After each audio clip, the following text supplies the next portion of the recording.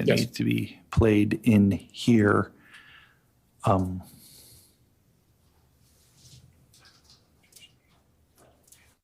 That. My judgment, the jury is entitled to see the evidence, and this has been a multi-day trial. There's lots of things to consider. There are lots of nuances in the jury instructions. So I think it's reasonable for the jury to re-examine exhibits. They can't have the video in the deliberation room, so they'll have to come out into the courtroom to see it. If the jury thinks that watching both videos will be helpful to their deliberations, they're entitled to see both videos. So we'll have them brought back in, and we will play them both. I'd like to have the videos played in chronological order. So we'll start with the 9-second video, watch it, and then we will move on to the next video. Now, when they come in, this won't be the opportunity for Q&A or comment or discussion. The opportunity for persuading the jury is over. I may ask the jury if they want to see it again because it moves fast. So if they want to see it again, we'll play it again. But I'll be the one doing the questioning. Any questions about the process? Who do you want to play it? It doesn't matter. I don't have my computer, so I'm happy to go get it, but. I can do it. Okay. So you'll play the video. I'll give you the cues to start. And I'm sure Your Honor will, but I would imagine when they come in, Your Honor is going to tell the jury as well that this is not the time for questions and answers. Exactly. Right. Excellent. Perfect. All right. We stand in recess until they come back. Do I have time to go out or not? Should I wait? Like on a date? What are you talking about? Why don't you wait? I think Okay, this won't that's fine. take very long. You might want to wait. Welcome back. Welcome back. I guess we can. Welcome back to the Court of Public Opinion. I'm the Recovery Addict. Thank you for joining me this afternoon. We are still in verdict watch, but we just had a question come in, and we caught just the tail ends. I wanted to completely skip the intro because they were talking, but there was no warning, zero warning. Judge, give us a heads up. Yeah. So the question came in from the jury. The jury says, we'd like to see the evidence again. What evidence? The two videos, the 9-second and the other video. We're going to watch. That is a cold open. That was a very cold open. We're going to watch those two videos as soon as the jury comes back in the courtroom. They've been deliberating for an hour and a half, just over an hour and a half. Let me get rid of the 10th of the seconds here, because that's just a tiny bit confusing. Let's see, shift that right. Go, and let's make this one go left. Oh, doesn't work. Have to make it bigger. Begin. Okay. There we go. No, now I broke it. Okay.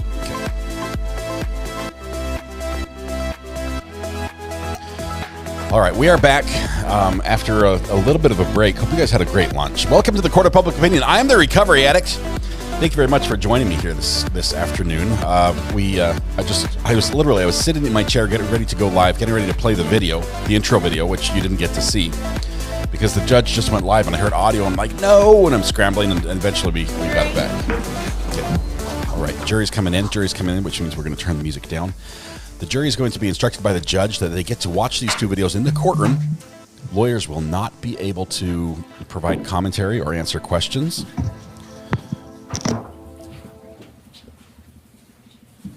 I'm going to keep the deliberation time going because I think they're still deliberating amongst themselves, even in their heads. All right, please be seated. All right, we are back in session. The jury is present with the attorneys and Mr. Mew. We did receive your request to see the Juwan Cockfield videos. This is not the opportunity for persuading you or for adding new arguments. So the attorneys are not going to comment. We're essentially stepping into your deliberations, but you are entitled to see these videos, so we're going to show them to you, but you won't hear from anybody else. We're going to start with the 9-second video because that was the first in time sequentially. We will play it from beginning to end. I will check and see if you want to watch it again. We can replay it. Once you're satisfied with that video, then we'll move on to the longer one. And we'll do the same thing. If you want to watch it a second time or a third time, we can. But we're going to run it from beginning to end in real time. All Are you ready? Content All right, warning. let's pull up the video. Here we go. Trying to have sex with little girls. What the hell? Hold up. Start over, please. We're not capturing Grown this. man trying to have sex with little girls. What the hell? I'm have to reset the system. You can't just play it. Otherwise it's gonna pick up everything. Okay. Bear with me a second. You ready? They're fighting over the signal to the TV. All right, action. Action. Judge, that's horrible. Grown man trying to have sex with little girls. What the hell? What the fuck? Out! He's a raper. Whoa. Anybody want to see it again? No hands. Let's move on to the next. One more time? Okay.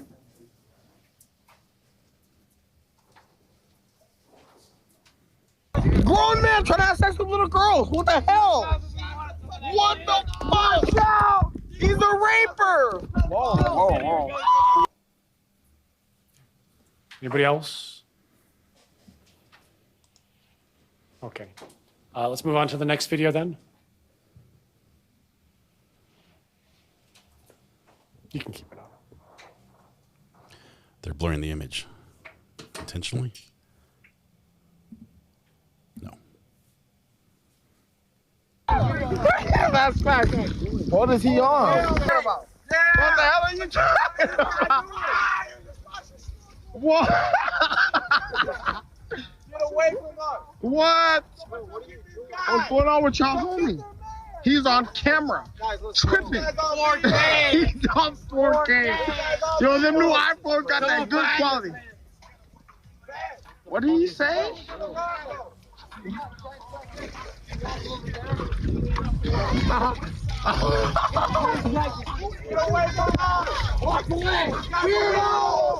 Yeah, what the hell? Who is this? Yes. For the culture. Who is that? For the culture. Who is that? Who the hell is this? Go. It doesn't matter. He said he was looking for little girls. He said he was looking for little girls. Yeah. That's exactly what he said. Weirded us out. I even have that part on camera. Did I? Some young ass kid. What the hell is this guy's problem, bro? We trying to have fun. He's gonna claim you? He's gonna claim you. We don't want this motherfucker. Let it on camera. Let it on camera. He on camera. Oh God, he on camera. Oh God, he on camera.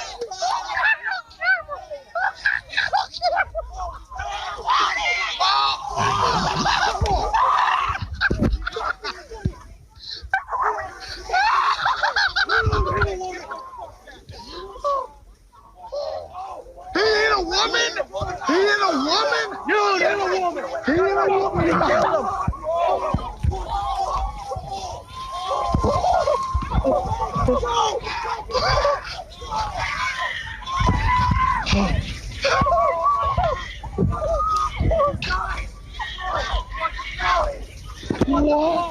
What the fuck? What? The fuck? Wait. What the fuck? He's dying. He's dying, bro. Wait, what? Oh What? my god. Oh my god. Oh my god. Oh my god. Are we serious? Is this real? Oh my god. Who is that?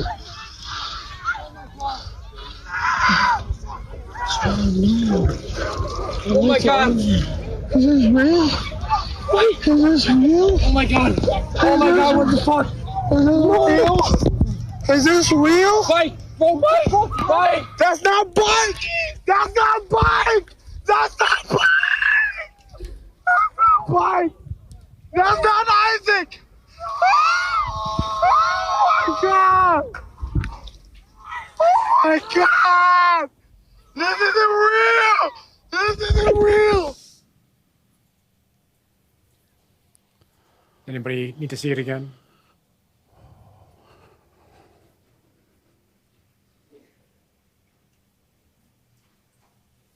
Yes, please.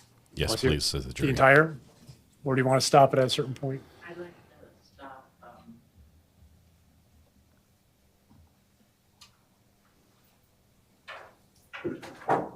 I'd like to see the beginning, the middle, but not the very end. Not the very end? I'd like to see the beginning, but not the very end. Oh my goodness, you guys, that is telling. That is telling. Let's take the video down.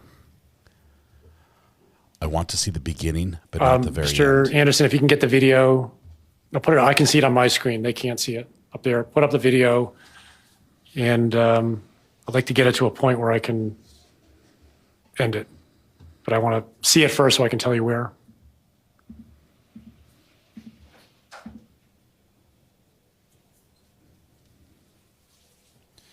They know they don't need to see the end. I can't see it. They don't need to see the injuries. They don't see that they're focusing. My mistake. What this means is the jury is focusing on the things they're supposed to, on More. was this More. self-defense or not, which all More. happens at the very beginning of the video.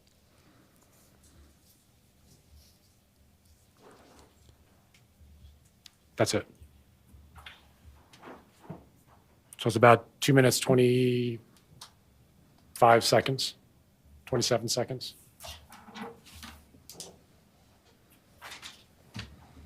The jurors have asked a question. The lawyers are flipping pens, looking at their reflection there. Wow. They're replaying the video for the first, the very beginning for the first. That's fact. What is he on? Whoa! Whoa! Whoa! Whoa! Hey, whoa! Get away! Whoa! Oh God! We up! We up! Homie. What are you talking about? What the hell are you talking about? What? Get away from us! What? What's going on with y'all, homie? He's on camera, tripping. He's on 4K. Yo, them new iPhones got that good quality. What did he say?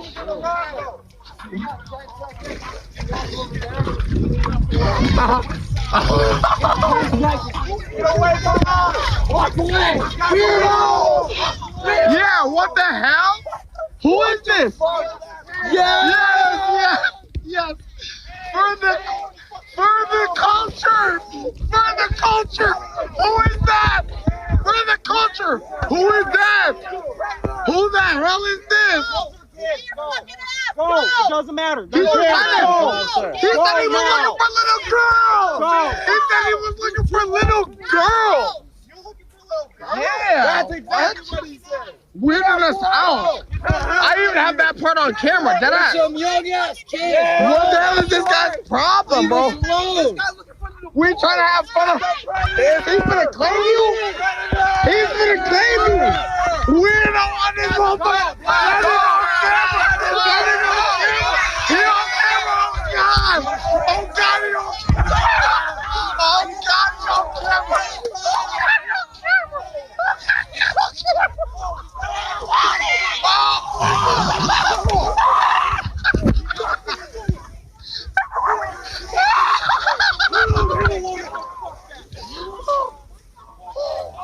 He ain't a woman.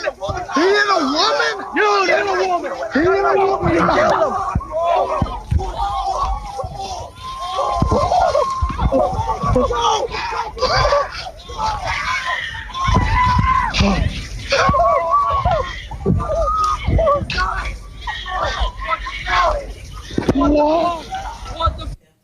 That's where we're going to stop it. Yeah, thank you.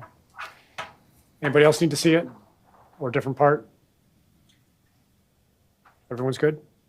All right. The jury or the bailiff will take you back. Please continue your deliberations. All rise for the jury. It doesn't get any better. It doesn't get any better watching that.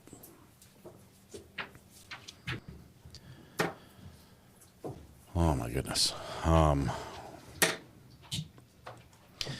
Meta, what does "for the culture" mean?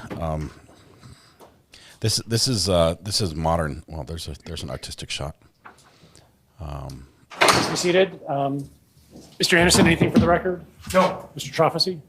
No. All right, that's all. We're in recess. Okay, as they go into recess here, and we're going to continue watching the little logo on the wall. For the culture is it's.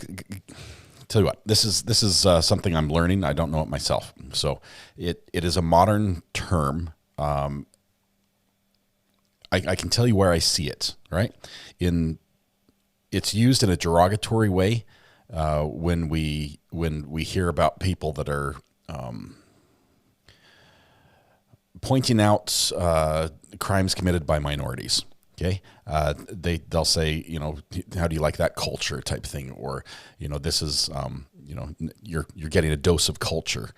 I don't know if that's exactly how it was intended. But he's on camera tripping. Tripping's referring to his Mr. Muse reactions. Tripping would be like on drugs. He's like out of his mind. Like, hey, what is he doing? Hey, your guy's on camera tripping here. That's referring to the bizarre behavior by Mr. Mew. Petrified says that's incorrect. For the culture.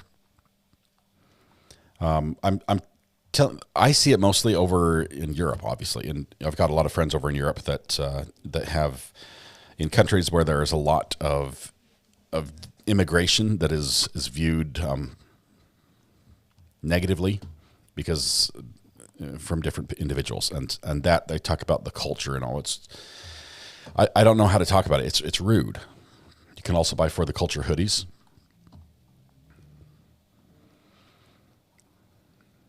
Tell me, did those come out first? What's the For the Culture hoodies? I've never heard of that.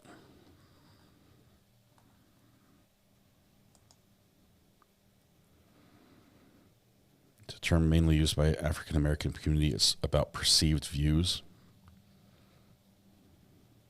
Urban Dictionary. I'm scared to search anything in the Urban Dictionary.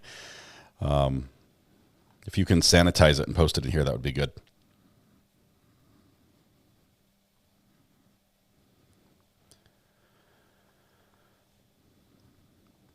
It's not a UK thing. I'm just saying I've got a lot of friends over in Europe. I've got family over in Scandinavia. I've got a lot of friends over in Europe, in England specifically, England, Scotland, that I see that in some of the social media from them. Doing it for the culture is usually, but not always, something you wouldn't normally do, but because the added value of doing it is high, you do it anyway, according to Urban Dictionary. It's a way of ensuring that we have something to pass on to future generations, even if something as simple as taking a selfie.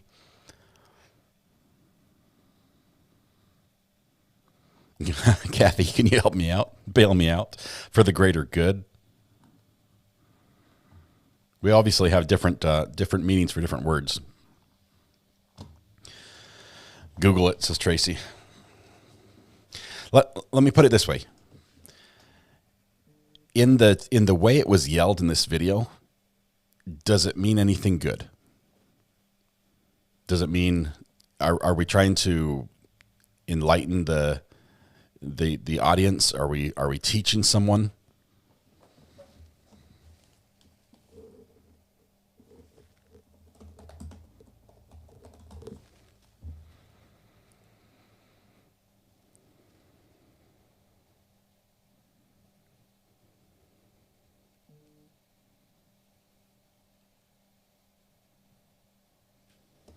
Kathy, I might need a call from you.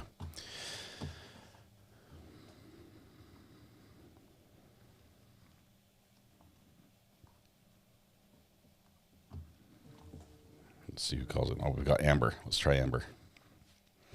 Amber, how are you doing? I can't hear you yet. Hang on one second. And are you now good? I can hear you now. Did you drop me? I just didn't plug you in. So now you're plugged in. We can hear you. I need you to make this make sense for me, and I'm going to try and censor myself as best as possible. Can you hold on? I think I might have Kathy calling the gossip rumor and innuendo. Yeah. Okay. Let me try to see if we can do this. Hang on. Call from. It's Kathy. Hey, Kathy. Is this Hello. gossip rumor and innuendo? It is. It is. How are you? In the flesh, doing well. I didn't know you did anything on YouTube that wasn't like 4:00 in the morning. That's when you seem to tape your I lives. have been watching you and Brandy all day. It's wonderful. Between us and the Chad Daybell trial, what's your favorite? I like this case because it's almost over, and I think they'll have a verdict today. Oh, good. This Chad Daybell thing is going to give me a headache, but it's going to provide hours and hours of hilarious commentary if you don't think about it too hard. So I could not agree more. There's going to be some moments on there where we're all just shaking our heads. When did they really say what we just heard? Kathy, bail me out here. I clearly don't know what for the culture means. and I will now admit that in front of everybody. My understanding is that I've been using all my life to this point. Like, I'm today years old when I'm going to learn what for the culture means. So if you can teach me, I will accept that as truth and beg everyone's apology. Go ahead. So, welcome to Ask a Black Lady. For the culture has different meanings for different things. It's more of a modern saying, but like I'm 53. I have kids in their 20s. My friends in their like 30s and 40s, honestly, are the ones that I hear use a term like for the culture in what I think of is the correct context. And that is, when you do something for the culture, it's for the greater good. Right. Okay. And so in the case that these kids were using it, I could see this kid, this young black man saying, I'm doing it for the culture. I'm filming this to show that, yes, white people sometimes do attack black kids who are sitting here floating down the river, minding their own business. I'm going to post this on social media, and I'm going to show y'all it's not just all black kids running amok doing craziness. Here's a white man coming and basically attacking us while we were minding our own business. Also, he was drunk. It's probably a phrase he yells out all the time among his friends. He probably uses it in many settings, right? But 100%. No, that is a great explanation, because honestly, I had never looked at it that way. Is it possible that he's also pointing out that, hey, we are bringing to light that he really thought that this guy was, a pedophile, or, something that the society, larger society in a whole would be better off knowing these facts? Absolutely. Okay. Absolutely. But I mean, when I hear my 30 to 40-year-old friends say it, they do things for the culture. Like, I will leave an extra big tip for the culture because everybody thinks that oh, I'm a black lady, I'm going to skimp on the tip, or I'm going to, it's like you want to raise your standards to demonstrate that me, my culture, my people, whatever that happens to be, people from your neighborhood, people from whatever, do things the right way. We're doing it for the culture because as a young black girl, I was told every time you walk out the door, you are a demonstration of what black looks like to other people. So if you act crazy, everybody's going to say, see, those black kids act crazy. But if you have excellent manners and you use the right fork and you say please and thank you, then you're showing everybody that a little black girl like you has excellent manners, even though I'm not driving a fancy car or living in a fancy house. Something like that. So when I was a kid, we had good manners for the culture, but we didn't call it that. Is it possible that the term is also used in a negative setting, like the reverse? I have not heard that. I was surprised when that was your response to it because I had not heard it used like that. I've heard kids throw it around. I've heard it in specifically in England, where they have some very high crime rates, and a lot of the crime activity statistically is being linked to some of the immigrant populations that are coming in, and that's the terminology regarding it's not necessarily for the culture, but they use the terminology of culture to describe the behavior of the immigrants as it relates to this criminal activity.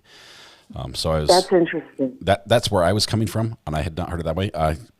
People are saying we need this segment on a regular basis, but I knew, Kathy, that if anything, I could get your honest opinion, because you're never shy in sharing that with anybody. So thank you for straightening me out on that one. I'll admit that I was wrong, and I stand educated. You are very welcome. You are very welcome. And save my number if you need to shoot me a text message. Oh, I'm going to post it on the screen for everybody. So don't just absolutely sure. It's going to be really, really useful, and I won't come to your house and bonk you upside the head for the culture at all. Or for a TikTok or views or anything. So awesome. Right, Kathy. Right. Kathy, thanks. Keep doing the great thing. Kathy, by the way, Kathy is a YouTuber. Can we call you that? Yes. Yes, You do. I am officially you a YouTuber at Gossip, Rumor, and Innuendo. Every morning at, Oh, dark I 30. drop Oh, dark 30. It's before I anyone drop wakes up. videos at 6 a.m. Eastern Time. I record them at 5 a.m. Eastern Time. I get up at 4 a.m. Eastern Time every day. Monday And to you Friday. have this level of energy. Usually it's regarding like a large mug you're drinking out of, which I don't know what's in the mug, but it gets you going in the morning. Just coffee. I'm sober 26 years. Just That's wonderful. coffee. That's wonderful. But you have a take on things, and as it says, gossip, rumor, and innuendo. It's not necessarily gospel truth that you're spitting. Sometimes it's a little opinion in there as well. But we love it. We absolutely It's love all it. opinion and facts. F-A-X, facts. Facts. Facts, F-A-C-T-S. I don't know nothing about that. Yeah. Awesome. If you want a good laugh every morning, because usually it's pretty quick. It's usually just a few minutes. A wrap up of things that happened the previous about day. 20 minutes. It's 20 minutes. It's wrapping up what happened in true crime yesterday and my opinion of it. For example, this morning, I gave an abbreviated version of the Crumbly speech to the court, which is not exactly what they said, but it's what I heard when they spoke.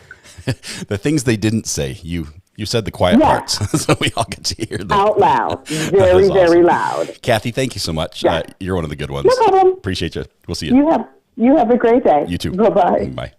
All right, Amber, are you still there? I just got to say, your hold music is coming up. You got hold in the music? world. You got hold I music? did. I didn't know I had hold music. Am I paying for hold music? I have no idea, Is but it it like was kind of peppy and Top fun. 40, or is it more like sort of the elevator stuff? No, it's just some music. Just an instrumental type of soundtrack, but it's Sort of like it's restaurant not the background type dreary- stuff? No, I wouldn't even say that, because this was more peppy. Like it was like uplifting mood type instrumental. It was kind of nice. I'm going to have to call myself and put myself on hold just to listen. I was having a discussion in chat how great the whole music was. That's awesome. That's great. We just, right now, we're hitting the 2-hour mark for the jury deliberation, if we count the time that they came in and watched those videos, because that was technically they're deliberating, even if it's just in their heads. What are your thoughts, other than I've been straightened out on my understanding of what for the culture means? Well, asking me my thoughts might not be a great thing to do on air, because all right. my So is there thoughts anything else you'd like to talk about? You should ask me what my censored opinion is. Please keep in mind, it's a family show. This is daytime hours, prime time viewing. Let's tailor our comments to the audience and to the expectations of YouTube in general. Read the room. Yes. Read the room. Okay, got it. So I need somebody to honestly help me figure this out and make this make sense, because this is not me coming for any one particular person or group of people, but in my day, we were raised to act as if your mama's watching. Because she is. She can see everything. She has eyes in the back of her head. I'm convinced. So, right. I could never get away with anything. So I'm just saying, if I catch any of my kids in a situation like that, like on that video, I'm whooping his behind. I'm just saying that now, because the generation itself, I feel like, and the for the culture thing, I understand, and thank you, Kathy, for explaining that to Scott. Thank you. Seriously, Kathy, thank you.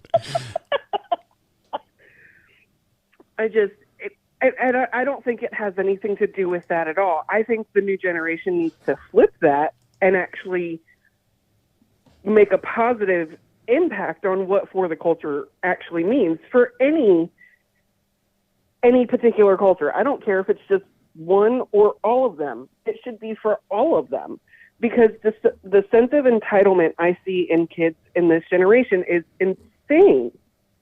And I saw a lot of entitlement and I don't know. I have a very hard time with this video and getting past the kids acting the way that they did, regardless whether they knew somebody or didn't know somebody, whether whether alcohol or drugs were involved, it doesn't matter.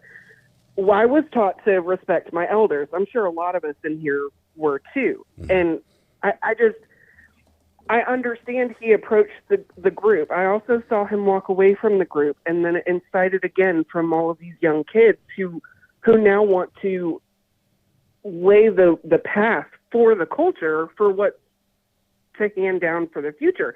Like, it's just boggling my mind, Scott. I can't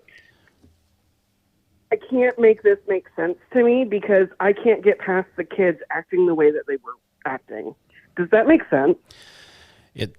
Well, I can understand them acting that way. First of all, I've been a kid and I've been in a group and I've seen groups do crazy things. I've never been in a group that got violent like that, but I can tell you from my own experience that Black Friday, funny example, Black Friday. It's not funny, but right. It's a harmless example in my case. I was a freelance cameraman and I was selling my video to different news agencies. And so I go out on Black Friday and I've got my camera and it's back in the day. We're waiting for the doors to open on Black Friday for the big sale. That's the best shopping day of the year, the best prices on the TVs and the iPads and everything else you want.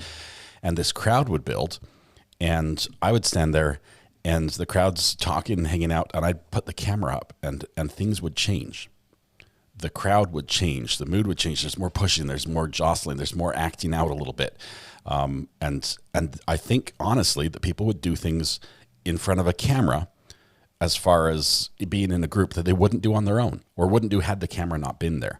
In this case, there was a camera, but there was also alcohol. And that sort of lessens the barrier on the decision-making process to things they wouldn't do normally. I think if you ask any one of the parents for the kids that were involved in this, they'd say that's not my kid normally. I mean, yeah, that was a bad day. He did something he wouldn't approve of, but you don't know that, they're good kids. I think they just got in a situation. And that may be. Probably without. And that may be.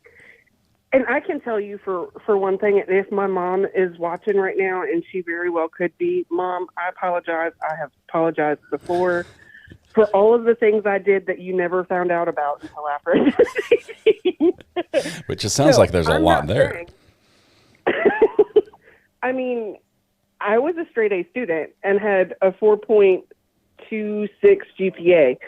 I mean, I didn't brown nose. I just did my stuff that I needed to do and I excelled at it. And it was great. And that's kind of what I put on my kids is that you do the best that you can.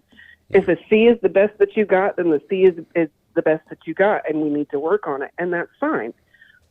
But my kids also know, case in point, my second oldest son, because I have 4 sons, remember? So my second oldest son enrolled in ROTC in high school. And I thought that was fantastic for him. But then he started acting certain ways with his other friends that weren't in ROTC. And I said, how do you think Lieutenant so-and-so would think of that? What do you think? You pulled the drill sergeant card on him. I sure did.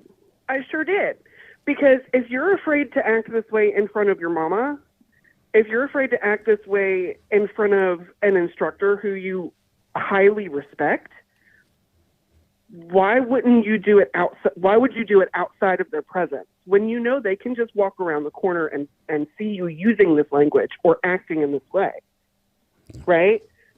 So it goes back to where in the world did they think that this was okay to act this way, regardless if alcohol was involved or not? One, none of them are of age from what I understand. So I want to know who provided them the alcohol, and I would be going for them.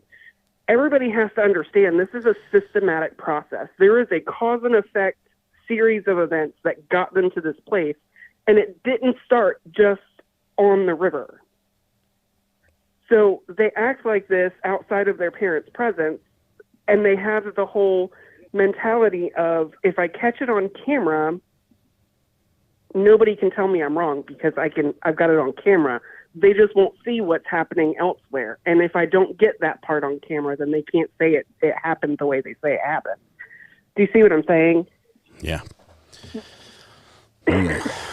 So I'm having a hard time. I don't feel like, and this is my personal opinion, you can agree or disagree, it's perfectly okay. I don't see the defendant coming for those kids to incite any act of violence. I see him being sure, maybe he only had 2 beers. I really don't know. I didn't hear that part of testimony. Was he drinking? Okay, fine. You can kind of meander your way across the river and try and see if you can feel for a phone. I've done it here. In Virginia, I've done it. And I actually found one of the 3 things I was looking for. Hey, congratulations. Amber, without a metal detector. I appreciate it. I think we've got a lot of people, a lot are agreeing, and a lot of people have other things to say that are different takes on this. And I realize that we're not just in 2 camps here, right? This is not a right versus wrong. There's a whole spectrum here of people that feel interesting. So I think we'll take a few more calls and see what else is on there. Thank you very much. Thanks for jumping in to help me with my understanding as well. You're absolutely anytime, and I'll see if I can record hold music next time. All right, thank you. I'll make sure I keep you there for a long time so you get the whole song. Thanks, Amber. We'll see you.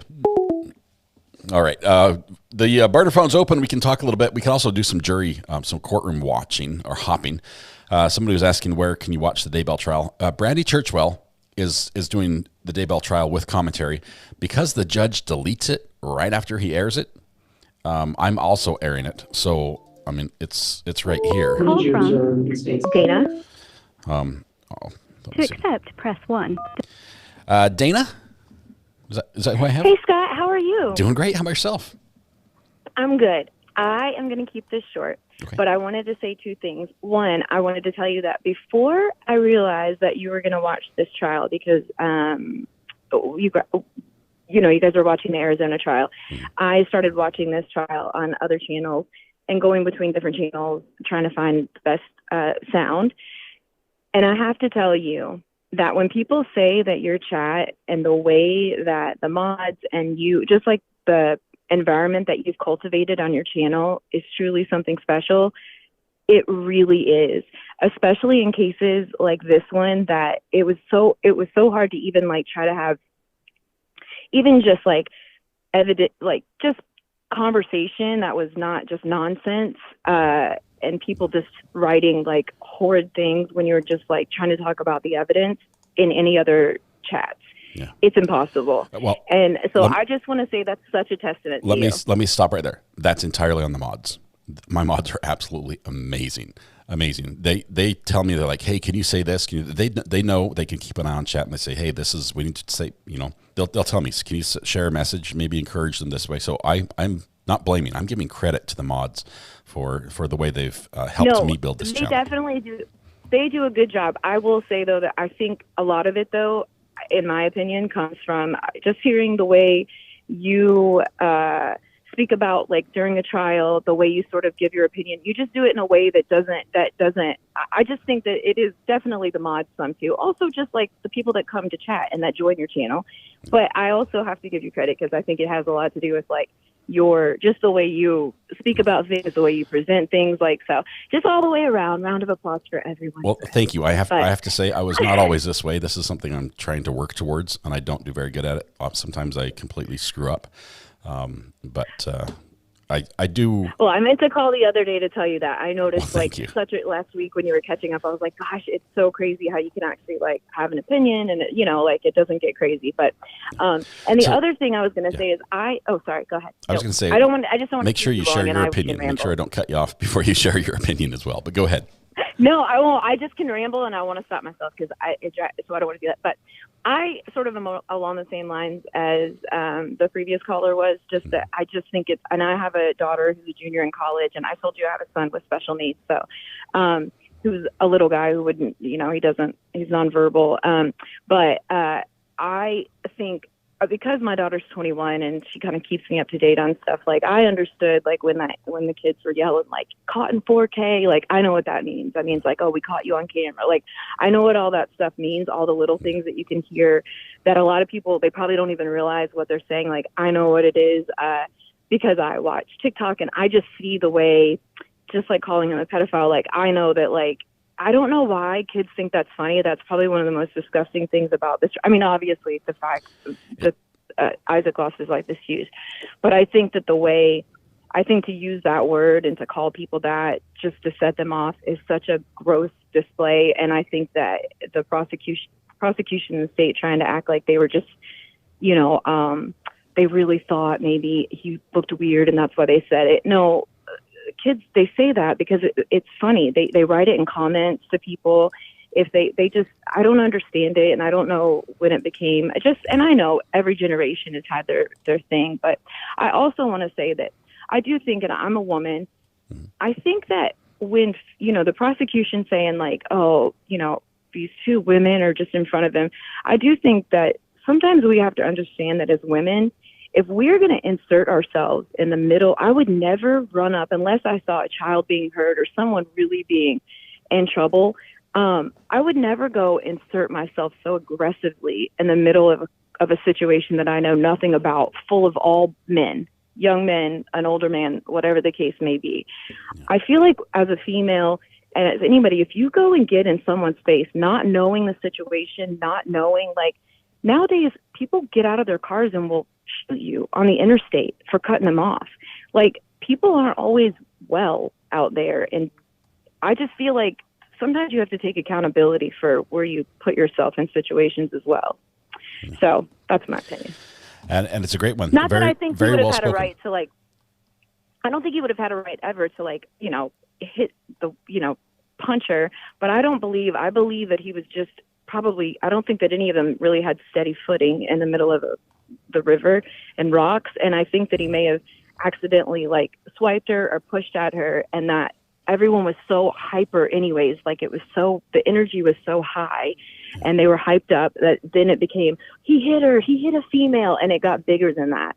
So I don't know. That's my opinion. But my biggest opinion, which is the most important one, is I just wanted to tell you, you've really cultivated such a special place on your channel. So you guys should all be proud. Thank you very much. You brought up to mind this morning. I got an advertisement in my email from the river I tubed down last year. And it was the New River in North Carolina. It's a great river to tube down. Unfortunately, it was very shallow when I went, and my tube was not big enough, so I did a lot of scraping along the bottom. But the tripping over the rocks and everything, oh my goodness. I have scars still to this day from tripping over the rocks. Yeah, they get so slippery. They get moss on them on the bottom of a river. They get so slippery, and that's why I was saying, it's such a situation where, and especially when you're drinking, I just feel like if he was gonna just straight up punch her, I think he probably it would have been a lot more. And so I think if she got swiped or whenever she was moving, I just think also as a female, regardless, when you put yourself in the middle of that, sometimes things happen, and even if it's inadvertently, we got to make better decisions about the things that we put ourselves in. Unless we see someone really in trouble and it's like, hey, it felt like they kind of were giving main character energy, oh, we're going to go in here and make a big, walking up and get down there, I just think unfortunately they put themselves in a situation where it's all around sad, but that was my opinion. So I will let you go and let you get a new caller, but thank you so much for taking my call. Appreciate it. Okay, well said. Have a great day. Bye. Hey, Lenova, reach out to me either on the burner phone or via email. I want to clear up something. I'm not sure what happened, but I definitely don't want your feelings to be hurt. It might have been something I did as well, so don't blame mods for that. I'm just not sure. So let me deal with that offline. But I know nobody tried to hurt anyone's feelings. All right, we have a couple more calls. We'll take some calls if you want to do that instead of doing some court hopping. Oh. Crazy Cat Queen. Crazy Cat Queen's on the phone. Crazy Cat Queen. This is Recovery Addict. How are you doing? I'm doing all right. How about yourself? Doing great. Happy Wednesday. Hump day. Hump day. It's also game night, so. Ooh, what's on the table for game night today? What are you guys playing? I have not. So it's tabletop game night, and I have friends that they play some card game called baseball, which not a huge fan of. Mm-hmm. I like dominoes myself, but I also have a bunch of tabletops that I'm trying to get people into. So, but are you anyway, is it like a one of those octagonal squares you lay down? What's that game you play that you got wheat and stone and? Oh, so you're talking Settlers about of Catan. Yeah, so you're talking about, let's see, what's that called? Starts with a C. I think it's Settlers of Catan. Doesn't it? Yeah, Catan, yeah. I haven't played that yet. I have a bunch of, like, I pick my games based on pretty, and so like the artwork on the box. That's what you choose. well, and so I have a lot of games are from like the gosh, I can't remember. Sorry, I'm on drugs because I had like oral surgery. So my brain cells are. Well, you've come to the right place. This is the Recovery Addict channel. Yeah. So no, I recently got one called Botany, where you go out and you search for certain types of plants. Mm-hmm. So kind of role playing with some investigative stuff. So, yeah, cool. Those kind of things. Well, awesome. Anyway, you didn't call to talk about games, although we could do that for a while. But go ahead. We could. Maybe you should have a segment like that on a different day. Thinking maybe for the podcast tomorrow, we might have to fit it in. Yeah, there you go. So I'm going to preface this with I have really terrible PTSD. I have a hard time being in crowds, and I refuse to fly because I'm afraid if people acted a certain way that I would end up in jail. And so if I would never put myself in a position like this, but if I was floating downriver with a bunch of my friends, and I absolutely would be the type to be like, hey, you lost your phone, let me go look for it.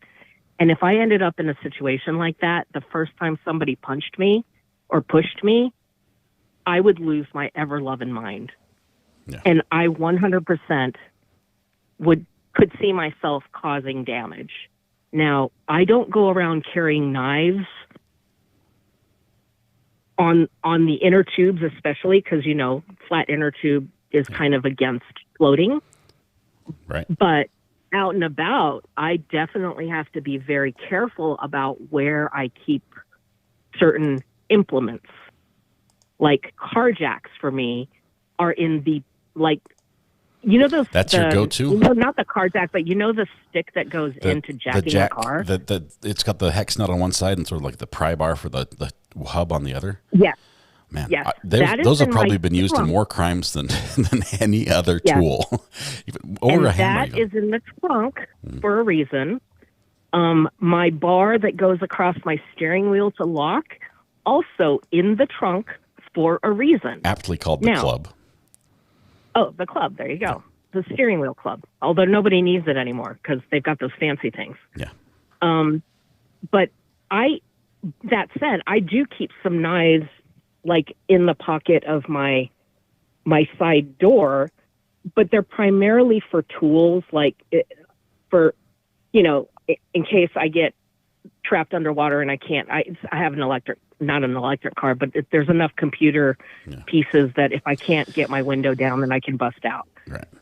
But I've been in a situation where I had somebody cut me off on the road, and I yelled at them, and they heard me apparently, and they started throwing batteries at my car, and we flipped each other off, and then I was driving home, and I noticed they were following me. And then they cut me off. And I'll tell you what, 2 young Hispanic males living in the bad part of town who told me I shouldn't be there, even though I lived right down the street, because my boyfriend was Hispanic at the time. Mm-hmm. I came out of there carrying a fucking club. Ooh, excuse me, sorry. I came out of there sorry. But I came out of my car carrying the darn club, mm-hmm. and I flew out my door. I wasn't even thinking about the ramifications. Yeah. And I think I made them pause enough that they called me a bunch of names, and then they finally peeled off. But in this day and age, I mean, thank God that was like 10 years ago. Yeah. But in this day and age, they could have very well pulled out a gun and shot me. And maybe I would have deserved it because I was threatening them, right? And so I can kind of see both sides. And I think the behavior, people get away with certain behaviors because they don't have consequences. This shouldn't have been that big consequence for these kids. Yeah, I agree. My personal opinion, not guilty, but that's just me. I think when the behavior started, take any contact out, right? If you take everything that led up to the contact, nobody, even a reasonable person, would think this ends with somebody dead, right? Right. I've seen this movie before. This is how Not it ends. even the guy carrying the knife, which, why do you have a knife on the river? But okay. Yeah. Maybe they were fishing. I mean, I don't know. It's tragic. I would say I've been tubing a lot, and knives on the river. Yes, everyone has a knife on the river. Well, I guess to like disentangle yourself if like the ropes get fishing line and all that branches. There's just yeah. It's I a hadn't tool, thought of that. and it's useful, especially if you're tying tubes together and some get tangled. You need to, people can get stuck underneath tubes trying to get. Yeah, get no, back I up. totally see that now, but yeah, I haven't been tubing for a reason. Yeah. I'm Well, also afraid of drowning, so if somebody would have knocked me down in the water, that's another no for me. There's some openings, some vacancies up at the Apple River if you want to go try, but it's a 2-beer limit. No, thank you. I don't want to kill anybody, and 2, I don't want to drown, and 3, I don't like crowds for very good reasons. So, yeah. Anyways, I'm going to let you get somebody else. Crazy Cat Thank Queen, you so thanks much for the call. taking my call. Thanks. All right, bye. We'll see you. Bye. I get knocked down, says Adam, but I don't get up again. We carried machetes. Okay, my friend had a old Ford pickup, it was one of those hard body Fords back in the day, an old one, and he carried a watermelon slicer in his truck. From George. Hey, Jor, this is I think it's Jor. This is Recovery Addict. How are you doing? Is it George? Hello? Oh, hang on one second. I can almost hear you. Wait for it. Hang on. Don't hang up. Don't hang up. Are you there, George? Oh, we're getting there. I touched the phone. That's the problem. There you go. Okay, you're back. You're back. Sorry. Thanks for not hanging up. George. It's Jordy. Jordy. Jordy. Okay, Jordy. Okay. That's the last time I'll call you George. Yes. Jordy, what's on your mind? Yeah, I'm always in the chat, but it's my first time calling because I feel like the minority team needed a little bit of representation. Yes, please here. represent for the minority team. We love that. Please, I will not interrupt and let you speak here. Yeah, let's see how much I'll stir up chat, but that'll be okay. A few things like I just hear a lot of like blame on the kids. And them using words. I think one thing we forget is, honestly, our brains aren't fully developed until 20 to late 20s. And again, these are 17-year-olds. And also, those people those ages do have consequences. For example, we saw Crumley get his life sentence for his crime. But there's just a few things. I mean, again, I think like you said many times, really no one is in the right here. There is no hero. But I find it really hard to see this jury doing not guilty. I just feel like there's going to be at least guilty on something. What it'll be, I don't know. Thank you, Jordy. First of all, thank you for sharing a minority opinion. It takes nerve to call up and say, "Well, you're wrong." So I appreciate you doing that, and I welcome anybody else who'd like to speak for the minority, because there's one thing I don't want to do, and that's silence you guys who have a different opinion just because it's different. I often learn a lot from listening to somebody with a different opinion. So, Jordy, thank you for that. As far as the age development, that is a thing. I mean, it's science, right? Right. It's the reason why we don't let kids drive. They have to reach a certain point so their brains are capable of handling all the incoming stimuli that they're receiving when you're driving. Okay, it scares me to death when I think of my 16-year-old driving, because I know that he's got some tunnel vision. He can focus on something here, focus on something there, but it's like, can you really pay attention to everything? That's a reason why we wait. So that's a great point. I appreciate you bringing that up. Yeah, and I mean, of course, the things that they said are absolutely horrific. Listen, I'm a millennial, and I'm here to stand up for the younger generation. Represent. I really don't want the I don't want the Gen Xers to get a bad rap, because I do think that they are an excellent generation, making a lot of change in our country. So, yeah, I mean, of course, they're not perfect. None of us were in high school, to be quite honest. And I don't think, none of any of the people that testified were really saying that, I don't think they were really proud of what was on video themselves. And then to touch on for the culture, I find that millennials use it. I think we kind of brought it back during our generation. And I think that it really is quite different meanings depending on generation.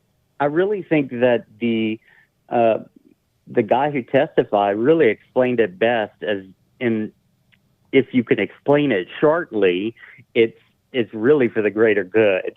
And I think in their opinion, they were in harm's way, and they saw a group of adults coming to help them. I know people may disagree that they were, taunting him or things like that. I don't see it as taunting. I see it as silly high school boy behavior, to be just flat out honest. Is that excusable? I don't know. I've forgotten a lot of my bad behavior in high school, so I'm not sure if I've sort of blocked things out. I can tell you, I know there were days that I took weapons to school in my backpack, but it wasn't for that reason. I mean, it sounds terrible to even put those words out there, but my friends walking home from school, we'd have competitions where we'd throw knives into a tree trunk. And it was completely harmless. There was no threatening. There was no brandishing. There's no showing off. Look what I got, sharp knife, or I'll stick you. That was not anything. It was like, hey, on the way home, we're playing a game. Bring your game with you. So I brought a knife. You can't do that nowadays, right? I've got family members that it said a joking thing about a little tool and ended up suspended for 3 days because of it. And it's like the days have changed. But yeah, my mind. I'm older now. I don't think I would have made those mistakes, but probably back in the day, my parents would have said, "Yeah, he's exactly like them." So. Yeah, and in the technology age, I think there are some things in some ways where kids those age are held to a higher standard because, again, like we saw in this case, so much ends up on video, so much ends up recorded. And once it's recorded, that's it. That's fact. There's no, lying about that. And, it's just, I can see it both sides with them, using the name calling. And then also, I was born and raised in Louisiana. I'm from the South, but I live in Chicago now. We culturally have way different ways of going about things alcohol-wise. And I'm sure that's a state-by-state thing. In Louisiana, it would be quite normal for 17-year-olds to have tons of alcohol. I'm ashamed to probably say when I've had my first taste of alcohol. I won't make you out yourself on the channel. I will say though, if you grew up down south, I might need a recipe for a good crawdad boil, because I still have not done that. I got you on that. I got you. So hit me up on the burner. There's a few of us from Louisiana. I can tell by their names. Yeah, Louisiana names stick out, and of course my last name is Como. So, but yeah, I mean, culturally there, it's very laxed on drinking, and a lot of times I think even the law there is the same as it is in this case, where you are allowed to drink with your parents. Yeah. So yeah, that's Wisconsin law. You bring that up, that with an adult, with a parental adult, it can't just be with like your friend's dad says, yeah, it's okay, so you can drink. Your mom or dad has to be there. But if they're there, at 16 years old, you can drink, which is different than some states. That's not the same all the way across the board. Yeah, I mean, in Louisiana, we have drive-through, daiquiri alcohol places. I mean, you can literally get alcohol while driving through the driver's window. And they put a piece of tape over it, and that makes it a closed container, so it doesn't spill. And then you poke a straw through, and they'll never get rid of it. It just makes too much money. It's an industry and it's a culture there. Really, states are very different. Yeah, they are. Jordy, it's great talking to you. Thanks for representing the minority. I appreciate it. I do, honestly, I do expect a recipe in my email or on the burner phone on a text message. I would love to try, what do you call it, a crawdad boil or crawfish boil?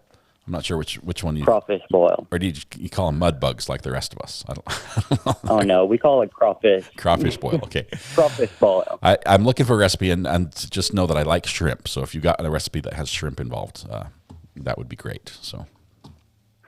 Yeah, I'll put some things down and send them to you. Awesome. Thank you, Jordy. Appreciate you. Talk to you again. No problem. All right, bye y'all. Call from Jelena. Hello, Jelena. This is all right. How are you doing? Good. Do you want another minority? Of course. Of course. Go ahead. Okay, so this is a little bit deeper for me. Okay, this trial has really triggered me. And I'll be judged as a parent when I tell you all this, but I don't care. I had an incident with my son when he was 17, and he was at a local motel in Nephi, and they were drinking, and... So you're calling from Utah, just for those that don't know. You're giving Utah towns. Yeah, in Utah. They got a little rowdy, and the cops were called, and they calmed themselves down, and then... the cops had to come back. Well, anyway, the owner of the motel came in a rage over there with a loaded gun. My son was punched by this grown man in the face, and it knocked all of his teeth out. Oh, my goodness. 4 of his front teeth completely out. And then the man... was so out of control. He's waving a gun around at these teenagers. And it was so scary. I'm just lucky my son only lost his teeth. Wow. But the cops came, and this man was different than this defendant because he was so out of control. He was pointing the gun at the officers. And oh, that doesn't end well. You have to understand that he was lucky he was in a small town. Nephi has like 3,000 people, because had he been in a larger area, he probably would have been shot, because he was asked to drop his weapon 3 separate times and did not do that. He finally lowered his weapon. He was charged with assault on my son and another young man, plus pulling a weapon at the police officer. But also, so he was convicted and served 3 years in prison for that incident. So, this really has triggered me. It's brought like all of that back to me. And yes, my son was there drinking. You all can say I'm a bad parent, which I really don't care. Everyone has their opinion. But gosh, this was a grown man, and these were teenage boys, kind of the same thing. And I'm sorry, teenagers get out of control. I got out of control when my parents weren't around. And does someone deserve to die for that? I say no. But I'm with you. I wish this had ended differently. I really wish it did. And I think that had society, if all of us, everyone involved included, had a little more skill that we used to have back in the day, where we could talk things out, or not result to turning it up to 11, right? We get in a situation. The first result is, well, grab the gun. We're gonna take it all the way to the extreme in our response. I realize in this case, self-defense, I still stand by the belief that in this case, that was what he had. I don't think it was premeditated. I'm going to bring a knife in just in case I need to stab somebody today. And because that's what he had, that's what he used in self-defense. So I still think I agree with that, but it's... Yes, I agree there too. I don't think he brought the knife intending to kill some teenagers, but I think it could have ended a different way had the adult in the room acted different, just like the adult in this with my son acted differently. Luckily, you know, someone wasn't killed. But anyway, that's all. I'll get off. I can see people saying, go to the courts, get off the phone. No, So no, no. I'm getting off. You're good. You're good. Don't worry. Ignore the haters. On verdict days, we get a lot of new people who don't understand the community here and realize that we try to disagree respectfully. So we're trying to educate everybody. Trust me, I'm not afraid of haters. I'm all good with that. I have enough self-esteem. So anyway, I love the chat. I love you all. Thank you. Bye. Thanks. Bye. Call from MDL Technology, LLC. Hey, sorry, your phone outed you. Nope, you hung up. Never mind. I'm sorry it outs you when you call. Hopefully your work doesn't mind. Call from MDL Technology. Hey, this is Recovery Addict. I'm going to pretend that I don't know what company you're calling from. Because it tells me. I don't know. What's up? About that. What's on your mind? Yeah, Steve. Yeah. I was just going to change gears a little bit and go through the thumbnail. Yes, I've got it ready. I've actually got it pulled up. I saw your chat from before saying you wanted to go over that. The thumbnail we've had for this trial, you've done a majority of the work. Well, right? Actually, Mandy Winslow also helped a lot on this. Wonderful. Yeah. Thank you, Mandy. Yeah. I've got it up on the screen. I'm going to see if I can hide in the corner. Let's see. Where's a... Well, let me keep the timer on. You've got an older version. You've made changes since this morning. Is that what you're saying? Yeah, there was some today. Okay, give me just 1 second. We're going to get the timer back on the screen, and I'm going to be in this corner somewhere. I'll find a place to hide. Can I be safely up here and not covering? Well, I'm still covering stuff. All right, I get the new version, and it will update automatically as soon as I grab that. So it'll just take a second. Where do you want to start on the screen? And actually, you can go right. You can go above the apple. Above the apple. That's just the bad apple with the logo and the name. Which looks amazing, by the way. Okay, let me move myself down in that corner. Drag and drop right down here. Okay. All right, go ahead. We are ready. Okay. Well, there's some that still need to update, but and the deliberation timer is going to be in the way. I'll move that one. I'll let you know once it updates. Yeah, once it updates. So the unicorn, he has a little scar in his belly. All right. From the couple of witnesses that came in chat that showed, or not into chat, on the witness stand and showed their wounds.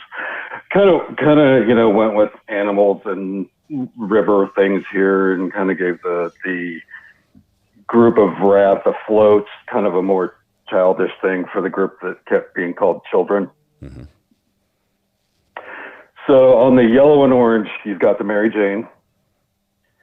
Once this updates, you'll see. So there's the cold bears in there. I'm downloading it right now as we speak, so it'll just take a second. Okay.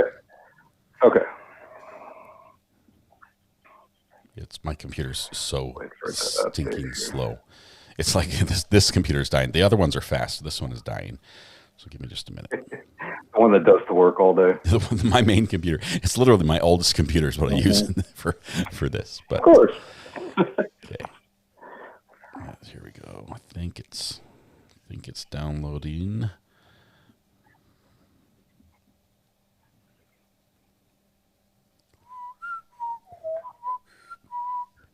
I don't think this is it, but let me check. You should see a watch up at the upper right-hand corner on the new one. Yeah, I've got it. I've got it downloading. It's just still downloading. I think the hard drive's full. I think it is. Which is we're almost done. Notice one. I made a copy of the original picture and put it down in the fourth window for editing, just in case we wanted to go back. But I deleted that earlier just to kind of help for when you downloaded that it didn't try to download all of that, including that big fourth one. Yeah, I'm just doing page 1. So here it is. I'm dragging and dropping. Okay. Come on, let me drag and drop. One last thing I ask of you, computer. This is one last thing, and then you can sleep forever. There it is. Here it is. Oh, and we are there. Boom. Got it. That was hard work. Okay. It's the hardest thing I've done all day. Yeah. Computer thought so too. Okay. So in the bucket, there are cold bears, and now there are actually white claws in there instead of the juice.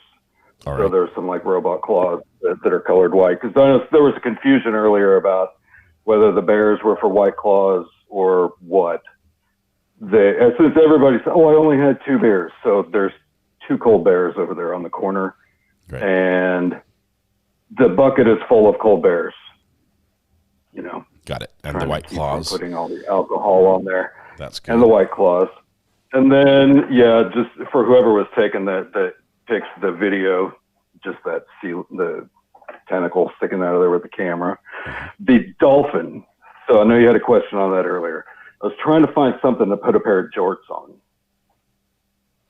Best I could find in the water was a dolphin. So he's wearing a jean skirt. a jean skirt on the dolphin. Okay, we saw that. Yeah, Okay, got just, that. Just for the jean shorts. Yeah. Is that Pinocchio in the And then- behind the dolphin? That is Pinocchio. That is Pinocchio for Mr. Mew's comments to the police, because Basically everything he said after he spent that. a lot of time lying. Yeah. And then Sasquatch back there, because it could have been a video of Sasquatch for all he knew. Right. The video screen in the back. Okay, sorry. The lobster holding up the camera. With the little lobster on the raft is, I forget the guy's name, who was taking the video, the selfie, and saw it and turned around, taking a picture of his girl, etc. Off in the distance. And then the video screen, Mr. Mew on the stands. Well, I remember seeing it from the video, but I don't remember it all. Yeah, clearly I can see it on the video, but not remembering it. All right. Okay. The judge there, I changed him out to a badger, Wisconsin Badgers, with the cheese head. I forgot who originally made that one, but I kept the cheese head there. And then the different languages for the interpreters and various different And languages. little quote that bubbles were in the middle of being the screen. spoken there. Got it. What is the bat for up on top? Yes. The guy in the parking lot with the bat. The random bat at the dock, at Yes, he the was looking river. for Mr. Mew with a bat. Yeah. Yes. And the chart with the dots, when they did That's a positioning of the different was it the people on the river. yes, the drone plotting of it, where they posted them, and then the markers on the bottom. And I apologize, I'm gonna have to ask Mandy on what the shower head's for. There's a shower head there somewhere. I don't know. We've got the eclipse. It's right above the screen. We've got the is eclipse. there. We've got the stork And with the blood. The stork is actually the life flight. Ah, I thought you were talking about the blood transfusions, but that makes sense. Life flight medic. It's a life flight. Yeah. The verdict And then, watch of course, has you been got added. the verdict watch. I put the hands to be 12:28, which is when the jury was dismissed to start deliberating. Excellent. What's the bearded bee? The bee, the bald guy with the beard, he had some drinks. He was buzzed, but he could still walk. Right. Like 6 beers, and he was like, I wasn't intoxicated. Well, it's just buzzed. I Just could buzzed. still walk. Yeah. I could probably drive too, right? Yeah. The shower head is for the sound we going hear back- on the sidebar, says Mandy. Oh, yes. Okay. Next to the shower head is the duck with the oxygen mask. There were at least 2 witnesses that were up on the stand that were really nervous and basically hyperventilating. One was really bad about. Right in front of that is Mew's wife, Sandy. There's a pile of sand on the float. Got it. We got baby shark. And then you got the sleeping juror. Yep, baby shark. Because of And then they were using baby shark as the rhythm for CPR. Yep. Yeah, I was going to start kind of humming that, but God, that'll never get out of my head. Thank you. Oh my God. Yeah. my grandkids used to listen to that all the time. Who's the sleeping guy And then, on of the course, raft? the sleeping juror. Oh, sleeping juror. Sleeping Okay. juror. Got it. That was added today. And football? Yep, sleeping juror floating down the raft. The football, I'm going to have to defer that one. I think it was for the football players. Oh, yes, a lot of these guys are playing football in college now. Yes. Or they were playing football Yeah, in and high just the cans littering, right, cans littering the side are just on the side. It's just artistic representation of the thrown in events. river. Yeah, basically. what's the scared cat? There's the scared cat, Mandy, Brady, because he was scared. I'm sorry. Yeah, she okay. edited that one this morning. All right. And Okay, so that takes us down to, if we go down the bank of the river, just below the verdict watch. You see the knife? Mm-hmm. Yep, I see the knife, the folding knife thrown on the bank. The knife's there. Under that is the tape measure for the shallow water. Mm-hmm. Right next to that is butterscotch for the butterscotch schnapps. Mm. And there's all those potatoes for the vodkas. And one of them with the little FTC sign for the culture. Okay. All right. What's the camera and the screen? Well, the camera was initially started, put it there for whatever was taking the video, whoever was taking the video of the incident that happened, but kind of turned into more of the court camera, zooming in and showing the video and all that. Rocks in the middle are the rocks that you stumbled upon. Mm-hmm. These claimed he stumbled upon and not ran up to the rafts.